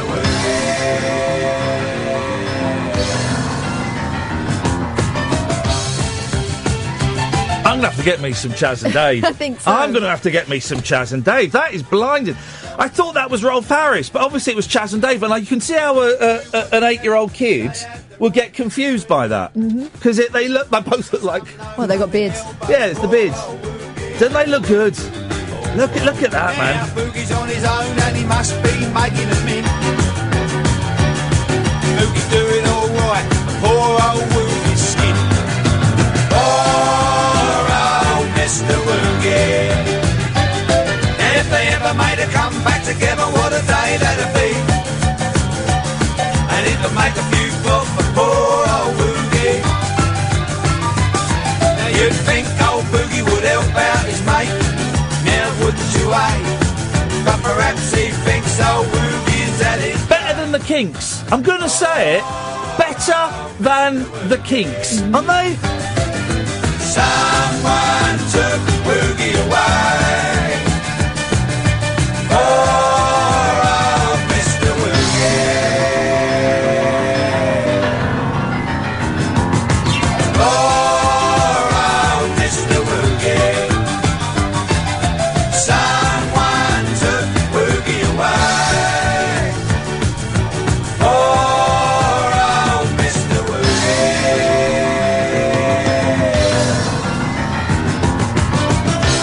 Yeah, I'm having that. Better than the Kinks, dear listener. Better than the Kinks, Chaz and Dave. Anyway, sorry, back to the story that we were doing. People calling in, don't call in. Stop calling in until after midnight, and then I'll consider whether I want you to come on my show or not. Not only... So, they discovered that vigorously wiggling your hips, arms and thighs is considered to be most attractive to men. And not only is it a fun way to boogie, but the experts believe these moves may also signal your fertility and availability to the opposite sex. To identify the steps that separate the divas from the duffers, the team filmed 39 women shimmying to a rhythm of 125 beats a minute. What's that? Boom, boom, boom, boom, boom, boom. Something like that, yes. Poor old Mr. Woogie. So it's the same beat as Chaz and Dave. Using a computer, the dancers were then turned into three-dimensional figures. Well, actually, just using God, they were turned into three-dimensional figures by the very fact they were dancers. This was to pare the moves down to essentials only. The scientists from Northumbria then asked 57 men and 143 women to rate... This is very flaky science, Mr. Fernandez, you're reporting to us as your role as science correspondent. Very flaky science. I'm not convinced I'm buying the science of this. They found 3 movements were key to good dancing: hip swinging and moving the arms and thighs in an asymmetric way. I don't know what asymmetric means. It just means, so they're not starfishing. They're kind of, they're a bit lopsided, maybe tilting slightly one side. Oh, hang on. It goes on to explain. Oh, go on. Sorry. This involves each arm moving differently to the other. Yeah. For example, moving one arm vertically above the head, while the other moves side to side. Fair enough, that is sexy. So hang on a minute. So this is it. So it's got to be that. Whoa, yeah. I look like a crab. Stop doing it because I'm finding myself incredibly turned on. Says here, you've got arm over your head and the other It's one's... it's very sensual. It's that, isn't it? It's that. Wind the dirty thing. Wind it down. Kath, is it this? Is it that? It can be that. Yeah, okay. It can be that. I mean, you just got to do what you feel, haven't you? Well, this is the thing. Oh, I'm out of breath. However, before you start throwing wild shapes on the dance floor... Hang on. Too late. They also discovered that a degree of restraint is required. For if the arms move too wildly, it looks pathological. I think maybe I should have read that paragraph before I demonstrated. Maybe that's what that feeling was in my tummy. Yeah, it was pathology. The researchers believe that the reason that these three movements in the arms, hips and thighs are so attractive is because they give an exaggerated impression of a woman's femininity, i.e., what was it, Lara? Lucy. That was it. Therefore, dancing in this way makes her seem a better prospect to a potential partner. But we just like what? But all right, what blokes like are women in nice clothes that show off their bums and their boobs, having a little wiggle. That's all it is. Just enjoying themselves. Just enjoying themselves. Maybe bending over and if they drop some coins on the floor. That's it. Why have they dropped coins? So they can bend over. Oh. Maybe the coins fell out of their hands because they never have any pockets. What the hell is it? Why can't you have pockets? Oh, that's what you got your bag for. Could you put my purse in your pocket? What? You put your purse in put it in yours. No, it ruined the outline of my dress. Women's clothes don't often have pockets. So, well, even when they do, it ruined the outline of my trousers. Do you know, I used to do when I was a student. I used to stick the money in the band of my knickers. Honey. Money. Mm-hmm. Really? Mm-hmm. I used to... Saying that, I used to be able to go out with a fiver and come back with it. Yeah, I used to, stick things in my pants, but it wasn't money. They get all sweaty and useless. What? Yeah, the dark days. Explaining why asymmetric movements are appealing, they said that bad dancers are less able to operate their arms separately. What? So being a good dancer shows good coordination. Oh, you've made this up! Come on. A trait that could be passed on to offspring. When I chose my wife and we thought we'd go, because the thing, do you know what? She's got good coordination. I really hope my kids have got, they haven't got good coordination. They're like me, they're all over the place. Someone throws a ball at them, they go in completely opposite direction. That's why she chose you. Get used to it, kids. It won't get any better than that. Associate Professor and full-time Chancellor Dr. Nick Neve, who led the study, said women are not only dancing to attract men, but also to show off to other women. Yeah. What about lesbians? Well, then, yes, then both.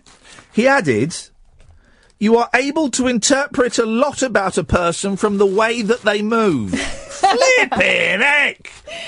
Right. I'm going to start compiling a list of people that, come Judgment Day, they're going to get sorted out. Nick Neve and Colin Fernandez are going on that list. Wasting my time. The utter tosh.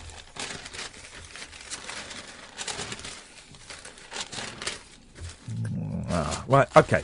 Well, I tell you what we're going to do. We're going to have Dougie Wright in the next hour at some point.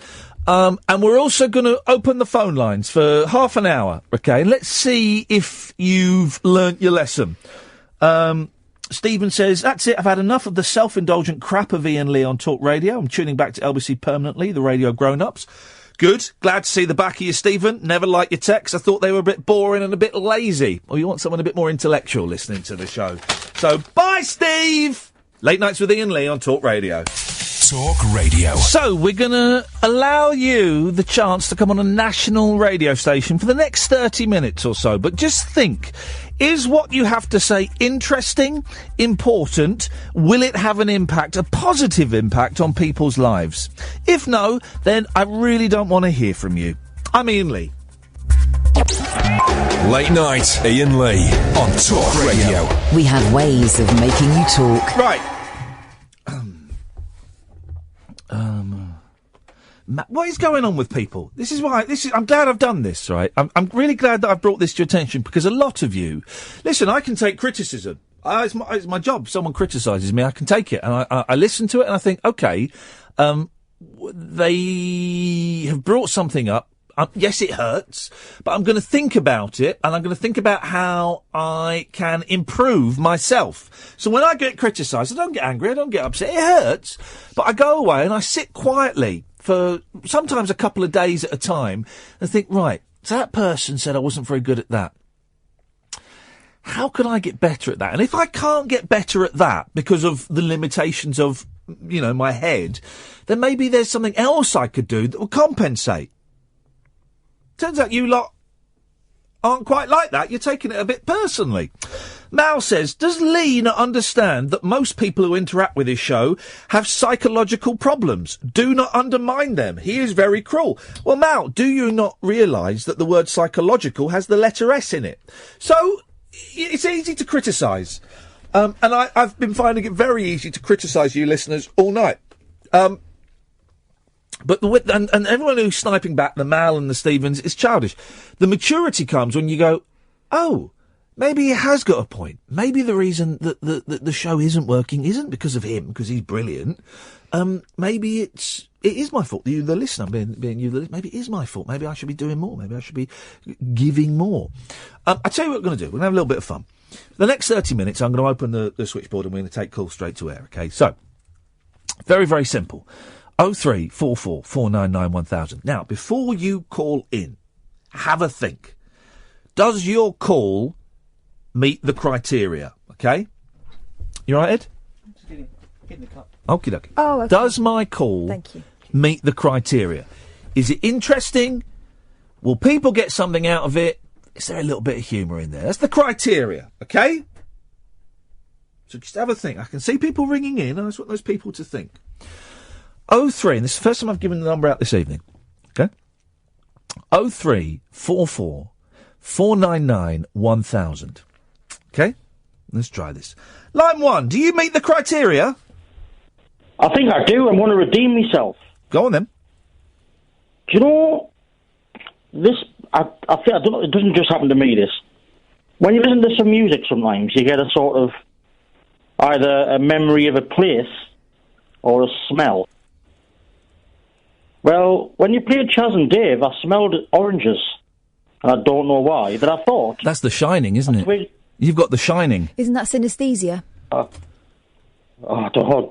freak us out. But what it is, I thought of... in the 80s, I was brought up by my mum, single parent. And for a while, she went out with a bloke who had diabetes. Yes. And if my mum used to have to inject him occasionally because he was in a strange place, and if he wasn't there, I had to do it, and I had to learn by injecting an orange. Yeah. I've heard of And he was a massive Chaz and Dave fan. Where did you have to inject him? Just below the back of the... Not actually the arse, but like just below the arse and that crease. You had to inject your mum's boyfriend? Up the arse? Did you? Not up it. No, I did not inject my mum's boyfriend. Because that is, I can tell you now, right, that is abuse. Well, at this point, he was dark. Yes. He'd been there a while, so he was more or less like a stepdad. But still, I mean, flipping heck. Okay. But then it got us thinking. Yes. What smell? What smell comes to your mind when you think about injecting your mum's boyfriend up the arse? Oranges. No, but like when you listen to music, you always have a strange memory of a smell. I don't get the smell. I remember visually. I don't remember with smells. If I smell something, I can be transported and taken back in time. But I don't. I don't smell smells that aren't there. I don't remember smells. You're right about Does the reverse not work? Because if I smell hot dogs, you're back. Where are we going with this? Hot dogs and onions. Yeah. I smell. Come on, Eileen. You get these midnight runners. Because it was always on at the fairground. Every summer the fair came. Yeah. And I had that on for years. Yeah. It's weird. Am I nuts? Yeah. Am I the only person who does this? Go on, Kath. Hang on a minute. Kath, what were you going to say? I think you are, yeah. Oh. I think you are. No. I was going to say, I think it's quite normal to get the smell memory thing. Like, I went down to this shop that I used to work in when I was a teenager about a year ago, and I had to go because it freaked me out that it smelt exactly the same, and it was like time travel. I thought, oh no, I can't do this. Right, so that's normal. Hang on. Yeah. Have you not smelt something before? And that's reminded you of a song. It was the other way around. The smell reminded me of a song? No. And it should have in that shop because we were always playing David Essex's Winter's Tale, but that didn't come to mind. It was only a winter's tale. That was on the Christmas tape. Just another winter's tale. You've retained it though, haven't you? Well, no, it's just You just retained it there. That was on all day, and I knew if that went round 3 times, it was home time. But but you won't, can you smell that? If I sing, right, close your eyes, right? It was only a winter's tale, just another winter's tale. No. You can't smell it? I can't smell it, but I can see a neckerchief. Yeah. It's weird, See, isn't it? I can't remember smells. What do you smell if I sing this? Close your eyes. Close your eyes. Me. Him. Everyone. I All love right. to love. My baby just loves to dance. I don't smell anything. What do you smell? I don't smell anything. I smell stale beer at Wesley Social Club. Every Saturday afternoon they had a disco for the miners' kids. I think you've got a special And I gift. can smell, I can't help it. But no, I don't remember smells. But but synesthesia, it can be orgasmic. I met a guy who, he would, music, he could see music. Mm-hmm. They see colours, don't they? But it would make him, well, he'd come. Yeah. If I hear Born Slippy, I can taste vodka and Red Bull sort of vomit in the back of my throat. Well, this fella, he would go to gigs and stand right at the front. Oh, God. And he would have like a spiritual and sexual experience in his mind and pants. Oh, God. I used to be in a band and it never worked for me. No, it's a blessing and it's a curse, you see. That's the problem, really. I mean, very... Do you think I need to see a doctor? No, no, not at all. That was all right.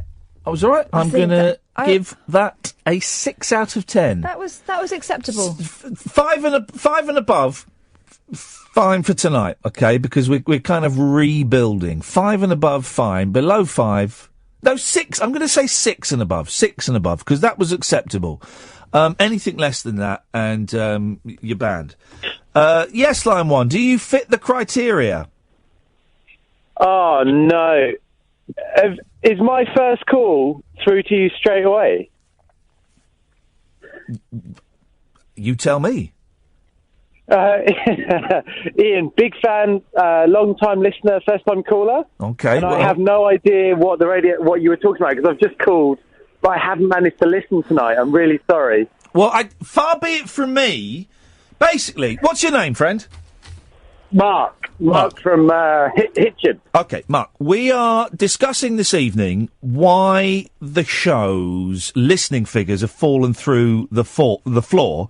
Oh, no, I really hope, because I heard that yesterday that you were going to get these figures. I really hope they hadn't. Is that true? Seriously? Yeah, it's true. And here's the reason, Mark. I've worked out what it is.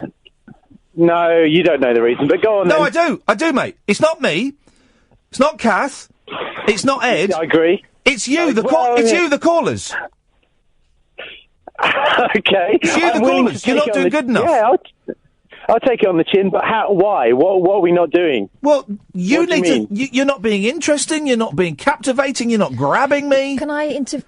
Please do. Mark, what have you not done tonight? Hiya. What have you not done tonight before you phoned in?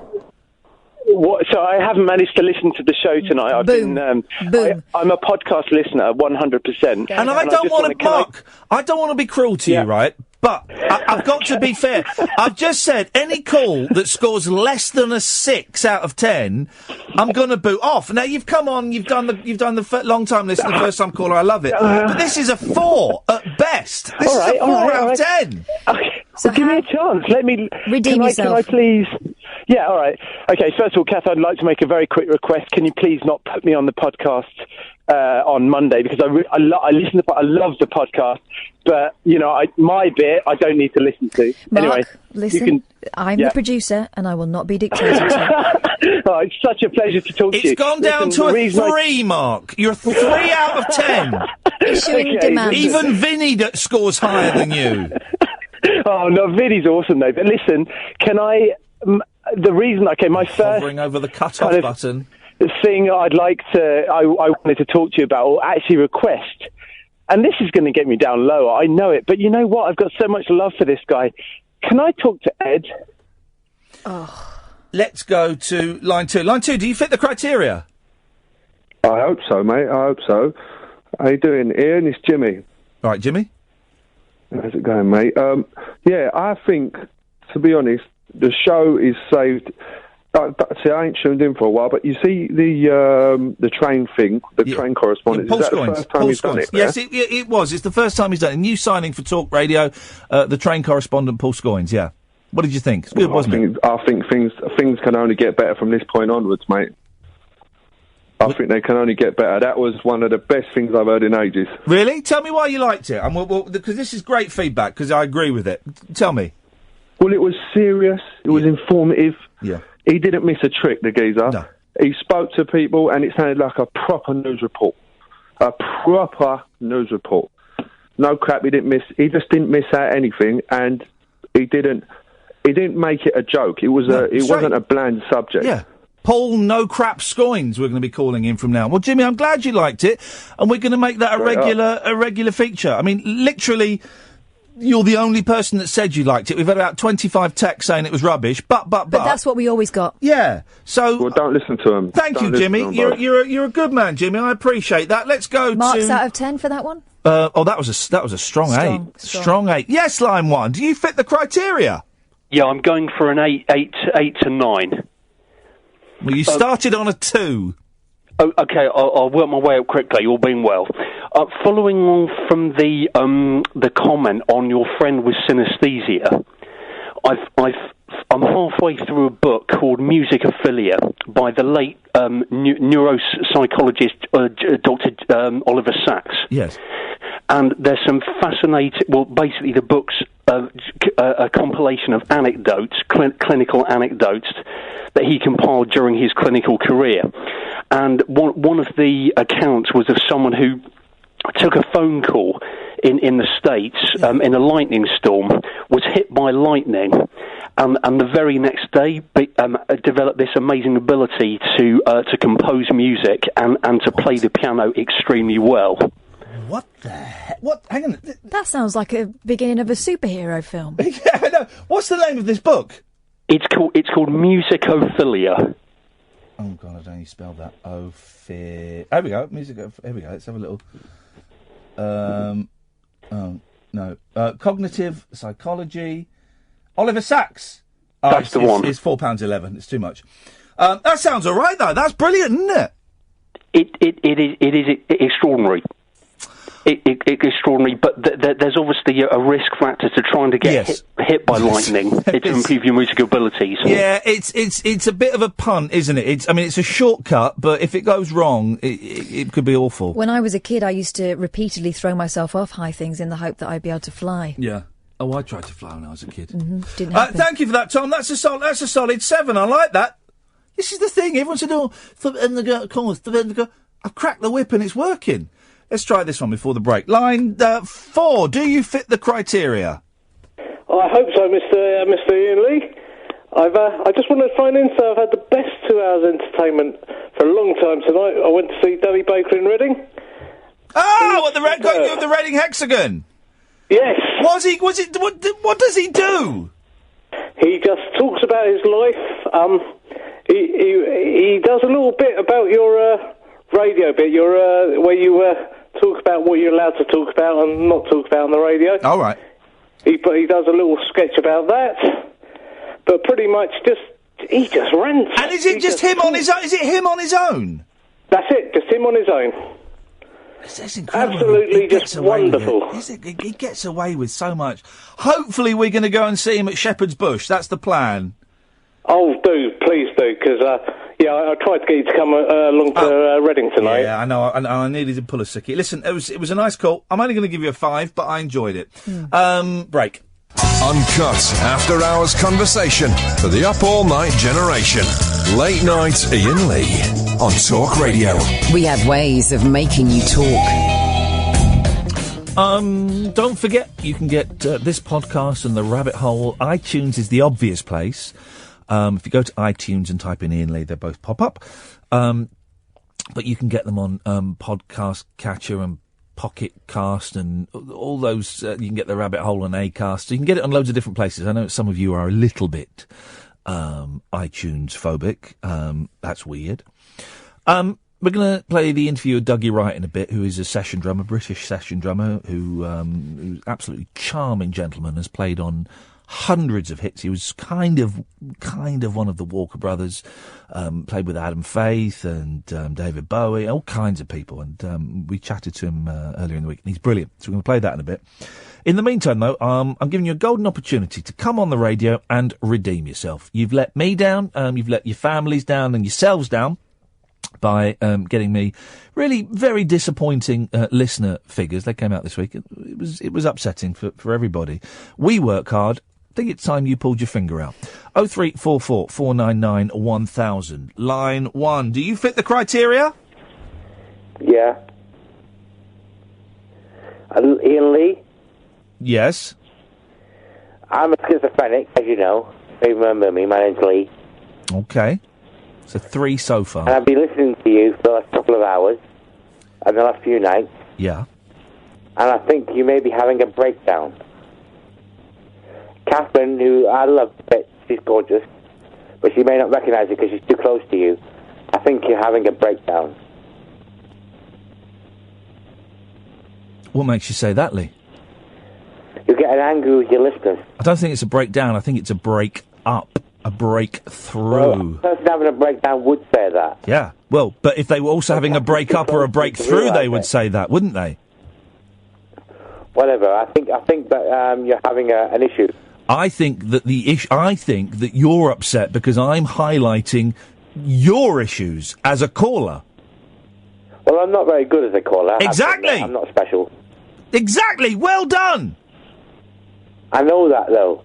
But now I'm telling all the others. Having an issue with your callers. Yeah, they're awful. They're not good enough. I deserve better. That's not a breakdown. That's a breakthrough. You do deserve better. Yes. So you agree with me? By having a breakdown live on air. I'm not having a breakdown. I'm having a breakthrough. You've just said you agree with me. The callers aren't up to the standard I deserve. No, they're not. But that's always been true. It's not always been true. I used to get good callers, and I will get good callers again, Lee. I hope so. But you're having a breakdown. I'm having a breakthrough. Okay. Well, let's agree to disagree. I love Kat. She's lovely. I text her every day. I Twitter her. Okay. I'm not having a breakdown. I can see the light. I can literally, actually, if I close my eyes, I can see quite a bright light, sort of. Don't go towards just it. Up above me No. and there. Stay away from it. Not a breakdown at all. I've never been more sure of myself. It's not my fault. Everywhere I've worked, LBC, XFM, 6 Music, Virgin and Absolute, 3 Counties, everywhere I've worked, I've left with higher figures than when I started. Now, admittedly, if I were to leave here tomorrow, I'd leave with higher figures than when I started because we started with 0. It's a brand new station, so The pattern continues. exactly. But everywhere, the figures have always gone up. So I know it's not me. I know it's not me, guys. I'm so confident it's not me. It's you. And that is fine, and we can work through that. And we can either, and we'll talk about it again on Monday, and we can either decide it's just not working, and we stop making it a phone-in show. Someone suggested on Twitter we make it a write-in show, where people write letters. That could actually work. We'll take a little bit of planning, but that could work. There'd certainly be more thought in the content. Yeah. I think that could possibly be the kind of thing that we're looking for. But I don't want to get rid of the phone-in element of the show. I really don't, unless I have to. And at the moment, I'm thinking I probably have to, but I'd rather not. So up your game. It's that simple, guys. Up your game. Up your game. Up your game. Up your game. Okay. 0344 499 1000 is the phone number. Line 1, do you meet the criteria? Hello, Ian. I'm flitting, Catherine, between saying do you meet the criteria and do you fit the criteria. Which would you say is correct? I would say both work, and I like the way you're working the alternatives, because otherwise it would get a bit repetitive, wouldn't it? So I can see what you're doing. It's a great catchphrase to have on a radio show. It's great, and that's what you're good at, and that is why you've got how many statuettes? Well, I've got 2. Okay, and how many certificates? 3. All right, well, job done. Line 1, do you meet the criteria? Hello, Ian. Do you meet the criteria? I can only try my best, Ian. There you go. It's a 4 so far. Lovely. Thank you very much, Ian. Well, first of all, no threats involved. I enjoy this show, and I shall continue to listen to the show, come what may. It's a 3. But can I say tonight, I sort of feel as though I've been taken to the headmaster's office, given a lecture, and I think that what I've had to do as an older person who's quite more willing to try to listen and all the rest of it, and I need to pull my socks up. Here we go! Well done, at last! The penny drops. The first, thank you, Barry, the first person to go, yeah, do you know what? You're right, Ian, you're right. I'm not doing enough. Mate, Barry, thank you. That's all right, Ian. And I can only say that I will be going this weekend to make it my business to try to come up with something that's interesting to your listeners. Here we go. That fits in this is music to my ears. A presenter. Yes. A very experienced presenter. And please don't think I'm patronising you. Not at all. Not at all. A very experienced presenter who's honed his skills, has got the expertise. I don't think personally, Ian, I'm going to be able to come very, very close to that, but I shall certainly try. Best of luck, Ian. Love and peace. Barry. Take care. And you as well, Kath. Thank you, Barry. Well done. Standing up for that. Now Standing up for that, Barry. That is how to acquit yourself as a caller. The humility of that man. That man. He says it. I don't think I'm good enough. I'm really going to work hard at it this weekend to see what I can do. But I don't think I'm good enough. That vindicates the entire last 2.5 hours and all the naysayers. What a man. What a player. What a geezer. Line 1, do you meet the criteria? Ian, I feel I need another chance. I deserve another opportunity. I want to know, first of all, I think I need to know what the criteria is. Oh, Cass, please don't sigh. Mal has texted him. Why do you ask for callers and then cut them off? Well, because they're not good enough, Mal. You are making an impossible programme because you can't face your own demons, chum. Cut everyone off. A regime in progress, well done. Only yay-sayers. Mal in Belfast, says the man who's been texting me all night. A little bit like a stalker, you know. So, all right, Mal. Weirdo, you keep texting in. Strange, isn't it? I'm going to text him in. Daniel, thank you, Daniel. Never called in. So this is on Twitter. This is it. This is it. I knew it. And you're starting to get it, the intelligent ones. Daniel, never called in, but when I do, I will try my best to be a brilliant caller. It's time to raise the bar for your callers. Daniel Hughes on Twitter. He knows he's not good enough yet. He knows he hasn't got enough life experience. But you know what he does have? Yeah. Insight and potential. Mate, I love that, Daniel. Thank you. Thank you. I knew it. I knew people would start to get it. I thought it might take a week or so, but on the second show, they're starting to get it. Some of them. I mean, it's like when you're at school and you can't get German. You're learning German, can't get German. So you get frustrated and you start throwing stuff, messing around, and the teacher says, look, if you just do this, if you just listen to me, I can help explain this. I don't want to listen. No, it's not. It's just German, stupid. It's bent. It's gay. I don't want to learn German. And they just, listen, if you just listen to me, I can give you the key that will unlock this language. It's a few basic rules. If you just listen and apply these rules, you'll be able to get... Yeah. No. And those people are now either signing on, or they're working on building sites, or they're doing cash-in-hand jobs, or they're collecting the trolleys at Tesco. And I don't want those people listening to this show. So I'm happy to...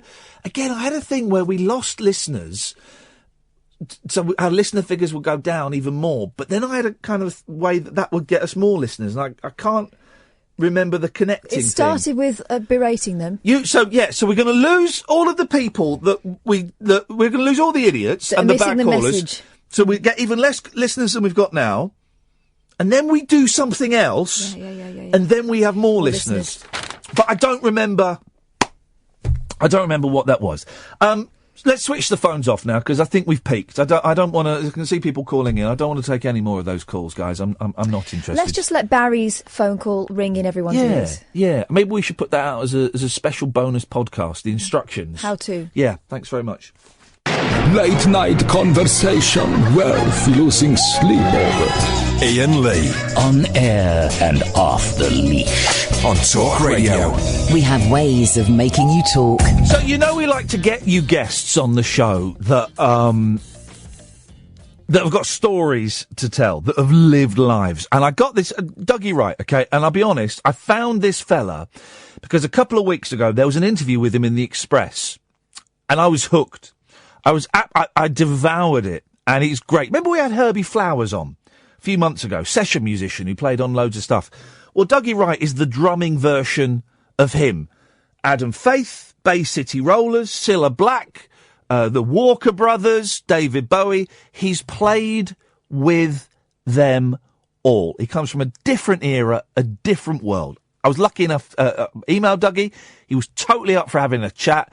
Absolutely delightful gentleman. DougieWright.com if you want to go and find out a bit more about him and look at his bits and pieces. But sit back, relax, and listen to a fantastic storyteller. Here's Dougie Wright. I don't know where to start with you, man, because I've got the list. Let's start at the beginning, and we'll delve into some of the hits in a bit. How did you start playing the drums? What was kind of your inspiration? Well, I had piano lessons for a couple of years at school, and I learned to read music well on piano when I was about 12, 13. Yeah. My mum played piano; she helped me enormously, and then I gave it up when I left school at 15. I went into a factory for the next 6 years, but in the meantime, I got the bug for playing something. I thought, I've got to get myself involved in this music lark. There's something going on here. I like the sounds of music, you know. Yeah. What kind of year was this? Not because I want to know your age, just so I sort of know what was being played on the radio at the time. Well, the thing is, I actually bought my first pair of sticks in late '54. Right. Okay. I started with a band in '56. A local dance band here. Beautiful, lovely. Dance band. And of course, my reading thing came through my previous piano studies. They helped enormously with the reading of drum music. Right. But in the meantime, I'd been having lessons at a local music store in Leeds anyway. And Alex Sidebottom, his name was. What a great Yorkshire name. Yeah. Alex Sidibatomi, he used to like to be called. It was a bit posher, you know. Yeah. And but he was a great teacher, and he was a good player. And the highlight of my career before I turned pro, I was doing a lot of dance band dates anyway as a semi-pro. Before I turned pro and went on the road with John Barry, I actually depped for my teacher, which I was very proud of. Hey, have you seen that film Whiplash about the drummer? Oh, yeah.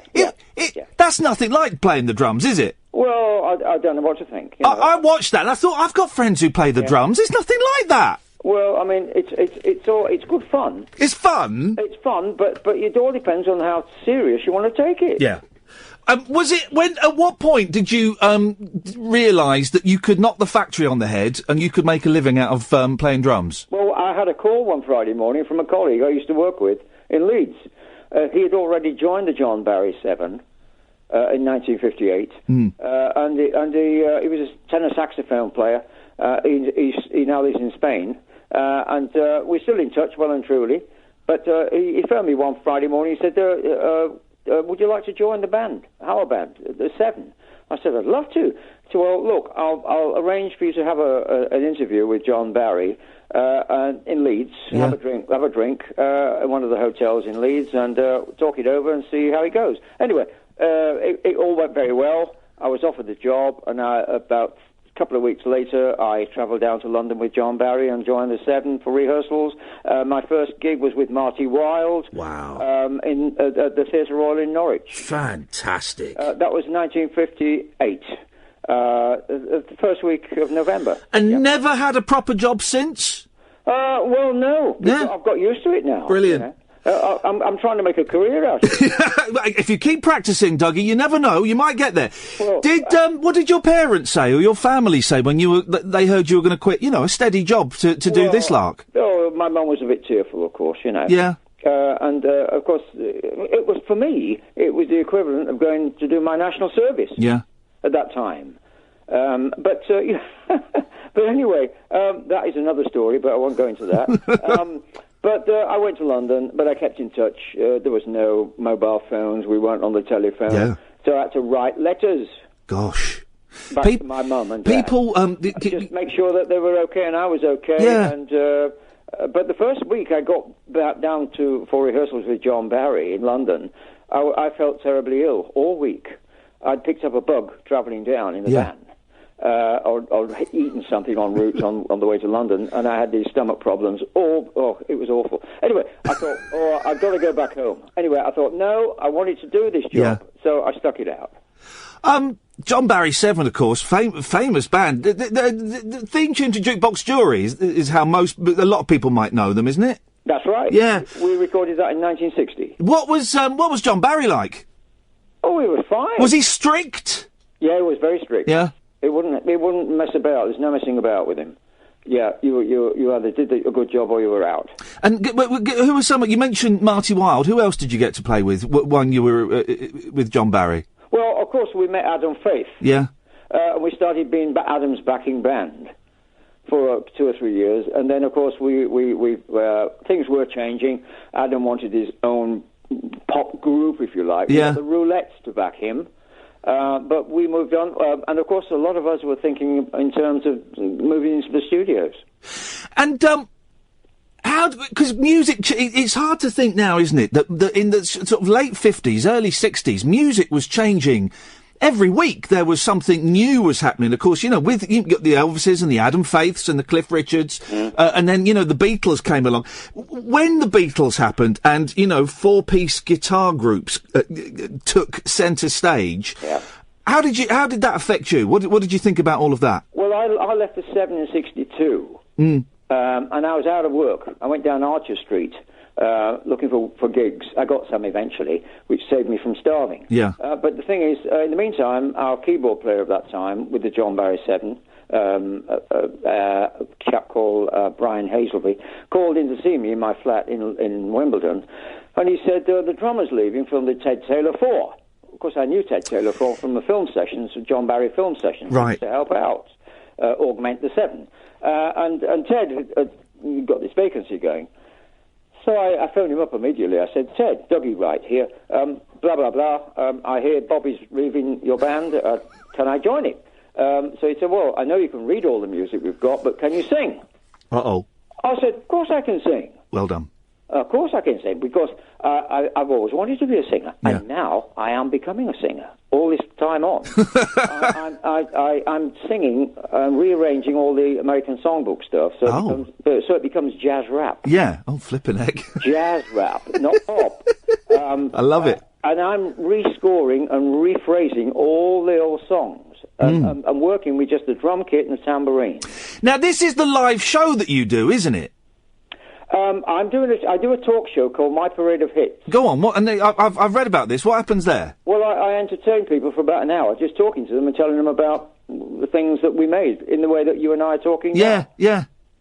Yeah, and it goes very well with the people of my generation, Ian. Oh, listen, Dougie, I wouldn't play these hits to people under 50 because they wouldn't know what it was all about. Well, you say that. Let me go. I've got the list here of some of them, and I'm 43, Dougie. I know most of these. I was singing these to my producer Catherine the other day, going, "Flippin' heck, he's played on this. He's played on this." You've got your Adam Faiths. What do you want? Big hit, of course. Yeah. Bay City Rollers. Yeah.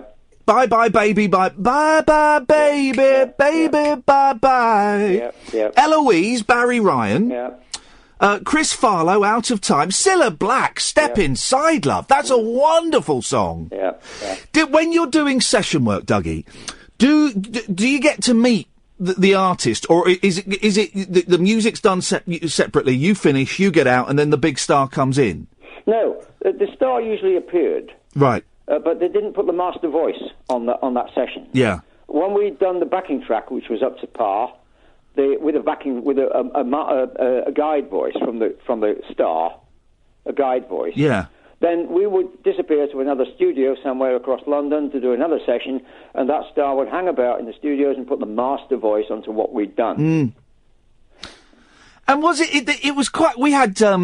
Herbie Flowers on. Good old Herbie, my old mate. I guess you probably worked together, and we had him on a few months ago.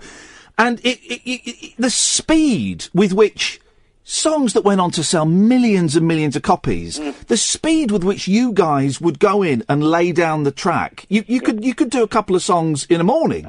Well, you know why? Go on. Because we were skilled people in the studio. Yeah. We knew what studio life was like. Yeah. It was our spiritual home. And we could all read music like reading the newspaper. Put it up, we'd play it. It's funny, isn't it? Because albums now, you can take like 18 months, 2 years to record an album. Well, it's expensive, isn't it? It seems ridiculous. Well, we saved money for everybody and made money for the country. And we're swept under the carpet. Do you feel like that, Dougie? Do you feel that you and people like Herbie and all the other wonderful musicians, do you feel that you've been ignored and overlooked a bit in history? Well, that's, shall we say, an understatement. Right, go on. Well, yeah, of course you do. But, I mean, we are denied, if that's the expression to use, by lots of people who want to make money out of us and want to admit that we did the work, the groups did the work, they said, but they didn't a great deal of the time. And we were the task, we were the guys who put the sounds of the 60s in place. Tell me about the Walker Brothers, because you were one of the Walker Brothers, weren't you? Well, did you read this in the Daily Express then? Well, this is how I stumbled upon you. As I read that, I've done a bit more research online about you as well. Well, yeah, of course, Scott and John were lovely guys. They were smashing blokes, really, and they were very strict, I can tell you, about what they wanted, particularly Scott, who has a wonderful voice, a knockout voice, Scott Walker. One of the great voices of pop music, I think. And of course, they were good. They were good to work with because I knew they were professionally minded people. They knew what they wanted. They weren't guessing, and it was great to be invited along because I was on all the big hits that they made. I was invited along to be their drummer in the studio. Wow! I was their first choice. It does seem because I'm a big fan of 60s music, Dougie. My favourite group are the Monkees, who, of course, famously didn't play on their records. But you're right, there are the Beach Boys didn't play on their own records. You know, there are so many examples. Yeah. I see you played for Van Morrison and them, you know, to see that they didn't play on their own records is incredible. Well, I don't know about all of the records. It's such a long time ago. I know I did some work with them, and I think I did some of the hits with them as well, of course. Yeah. But they were a bunch of nice guys. Van was a little bit moody, shall we say. That's been nice, but there we are. I'm a nice guy, so you know. When you were at your peak, how many sessions could you be doing in a day or in a week? Well, normally you'd get either 2 or 3 a day per day. But if you had a busy time of it, you might start doing a television jingle or a radio jingle at 8 o'clock in the morning till 9, and then pack up all your stuff. This means getting out of bed at the crack of dawn. Oh, God, don't. Pack up all your stuff, go and get your car, chuck it in the car, drive to the next studio, which started at next session, which started at 10 o'clock. You had an hour to get there. Then you were working with whoever, on whatever. You never knew until you got there. Till 1 o'clock, if they're all 3-hour sessions, of course. And then pack up again, set up, and pack up again, put it in the car, go on to a 2:30 session. So 5. And of course, you're Herbie. Herbie and the guitarists. It's fine. They're just lugging their guitar around. You've got the whole kit. You've got to arrange and then dismantle and put in the boot and get all over the place. Well, yeah, I've got big hospital bills now. You see, as well, from all the lifting. But no, we were good. We were young guys. We could do it. Yeah. Yeah. But I wouldn't like to do it. You couldn't do it now because geographically you couldn't make it between one and the next in London. It would be impossible. Even if the studios existed, which they don't, Ian. Well, no, they don't. I mean, places like Olympic and all these wonderful Olympic studios where they recorded the Stones and Hendrix. I remember famously when they closed it down, people were going through the bins and finding, like, rare Jimi Hendrix stuff that hadn't been released, It's incredible. Do you think, because in America, of course, I mentioned the Monkees and the Beach Boys, they, of course, had what we now know as the Wrecking Crew, and Hal Blaine would be your opposite over in the States, and all of these... They've got a lot more respect, haven't they? There've been books and documentaries about those, and it seems that you guys, the British guys, have been overlooked. Well, we were the poor relation again. But all the world was coming into London. Yeah. Because they wanted that London sound, the working class sound, which was a compilation of all kinds of people. It was a collaboration of symphony players, big band, swing musicians from all the big bands of the 50s, and the hooligans, as we were called by people, young lions at that time. Yeah. It was a melting pot, if you pardon the expression. That was. You didn't play on that one, did you? No, that was Barry Morgan. Okay, right, good. He was part of Blue Mink. Yeah. I got in trouble for that record, but that's another story. I mean, honestly, Dougie, the list here is incredible. Sandy Shaw, Long Live Love, Tina Charles, I Love to Love, Van Morrison and them, all the Walker Brothers, big hits, Peter and Gordon, A World Without Love. It's just, do you listen to these records again? Do you listen to these records, Dougie, and hear mistakes and go, oh, I could have done that better? No, well, there's always room for improvement. But to quote Mickey Most, the great producer... Yeah, of course, yeah. Mickey used to produce so many records in his day, group record solo artists. Yeah. And if there was a couple of hiccups in the playing side, maybe a mistake or a chord that was wrong chord here or there, he wouldn't worry about it. He said, I love the feel of the record. Let's not worry about that. Let's move on. It's going to be a hit. And you might hear it for the next 50 years, that mistake. But by in public, probably don't hear it. Well, there are some wonderful examples of mistakes in pop music where the one that springs to mind, the Mamas and the Papas, I saw her again last night. They come in like a bar too early and they left it in. And it sounds wonderful. And music now, it's all so digital and so perfect and with auto-tune and, it loses a bit of its soul, I think. Well... Yes, it's the feel. We're always after a good feeling with the record. Yeah. In those days, we used to go into the control room. Dave Richmond and I, the bass player, he was on Chatham with me. Of course, Chatham. Yeah, well, there's another. I meant to mention that. Well done. Yes. Dave and I used to go in. We used to look at each other and said, "Yeah, it's got a good feel, hasn't it? It's got a good feel, mate. This'll do." And I imagine that there were musicians when you turned up at a session and you saw people you liked. You went, "Oh, this is going to be fun. We know how to play together. This will be easy to do." Well, we all knew each other. Yeah. Let's put it like that. And we all knew what each other's capabilities were. Great respect between musicians in the studio. Look, it was a hell of a job to do, you know, because it was the creme de la creme of the music world. What we did in the studios in London was heard around the globe. And of course, there were so many musical adventures going on in those days. People were throwing money everywhere and buying all kinds of things. When did the session work start to ease up, Dougie? Well, I think I left at the right time. I left London in 78. Right. I'd had enough by then, and the work was diminishing. The studios were not as busy. I was getting older, and I thought, I'd like to try something else. Anyway, I knew I was leaving London anyway because of a domestic thing. And I phoned up the Leicestershire School of Music, the County School of Music. Yes. Spoke to a gentleman called Martin Stevenson, who was a vice principal. I told him who I was and what I'd been doing. I said, would you like me to teach for you when I move into Leicestershire? And he said, yes. When can you start? Wow. I thought, that's never happened to me before.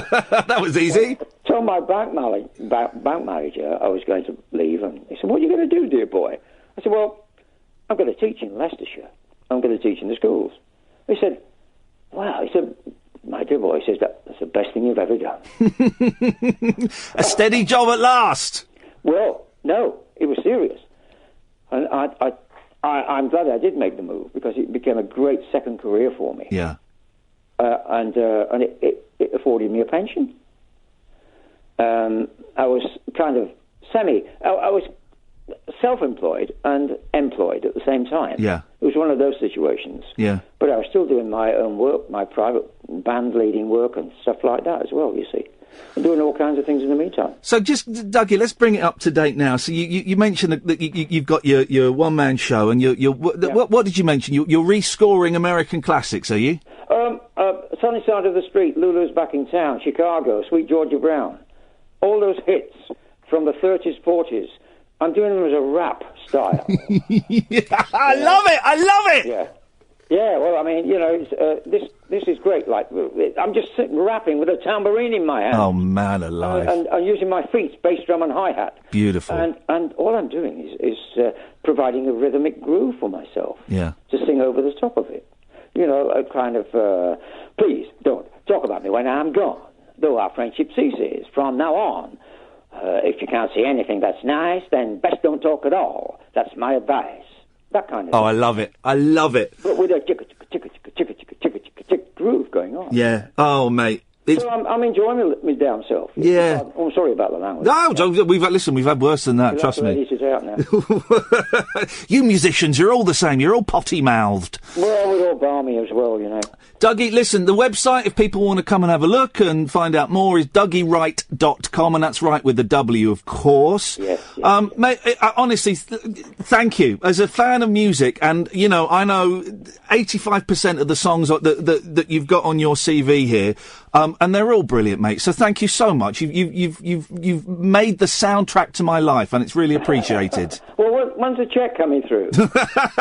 I speak to my agent, Dougie. My agent will sort it out. I suppose it's in the post, is it? Yes, of course it is. And it'll be rubber. It'll be a rubber one. Don't you worry about that. Or a Dunlop one. Dougie, it's really nice to talk to you, mate. I really appreciate your time. Thank you so much. Well, my pleasure, Ian. It's always good to talk to people like yourself. Keep in touch, and we'll speak again soon. Thanks a lot, man. You do, yeah. Bye-bye. Bye-bye. Talk Radio. Digital debate for the UK. Talk Radio. We'll get you talking.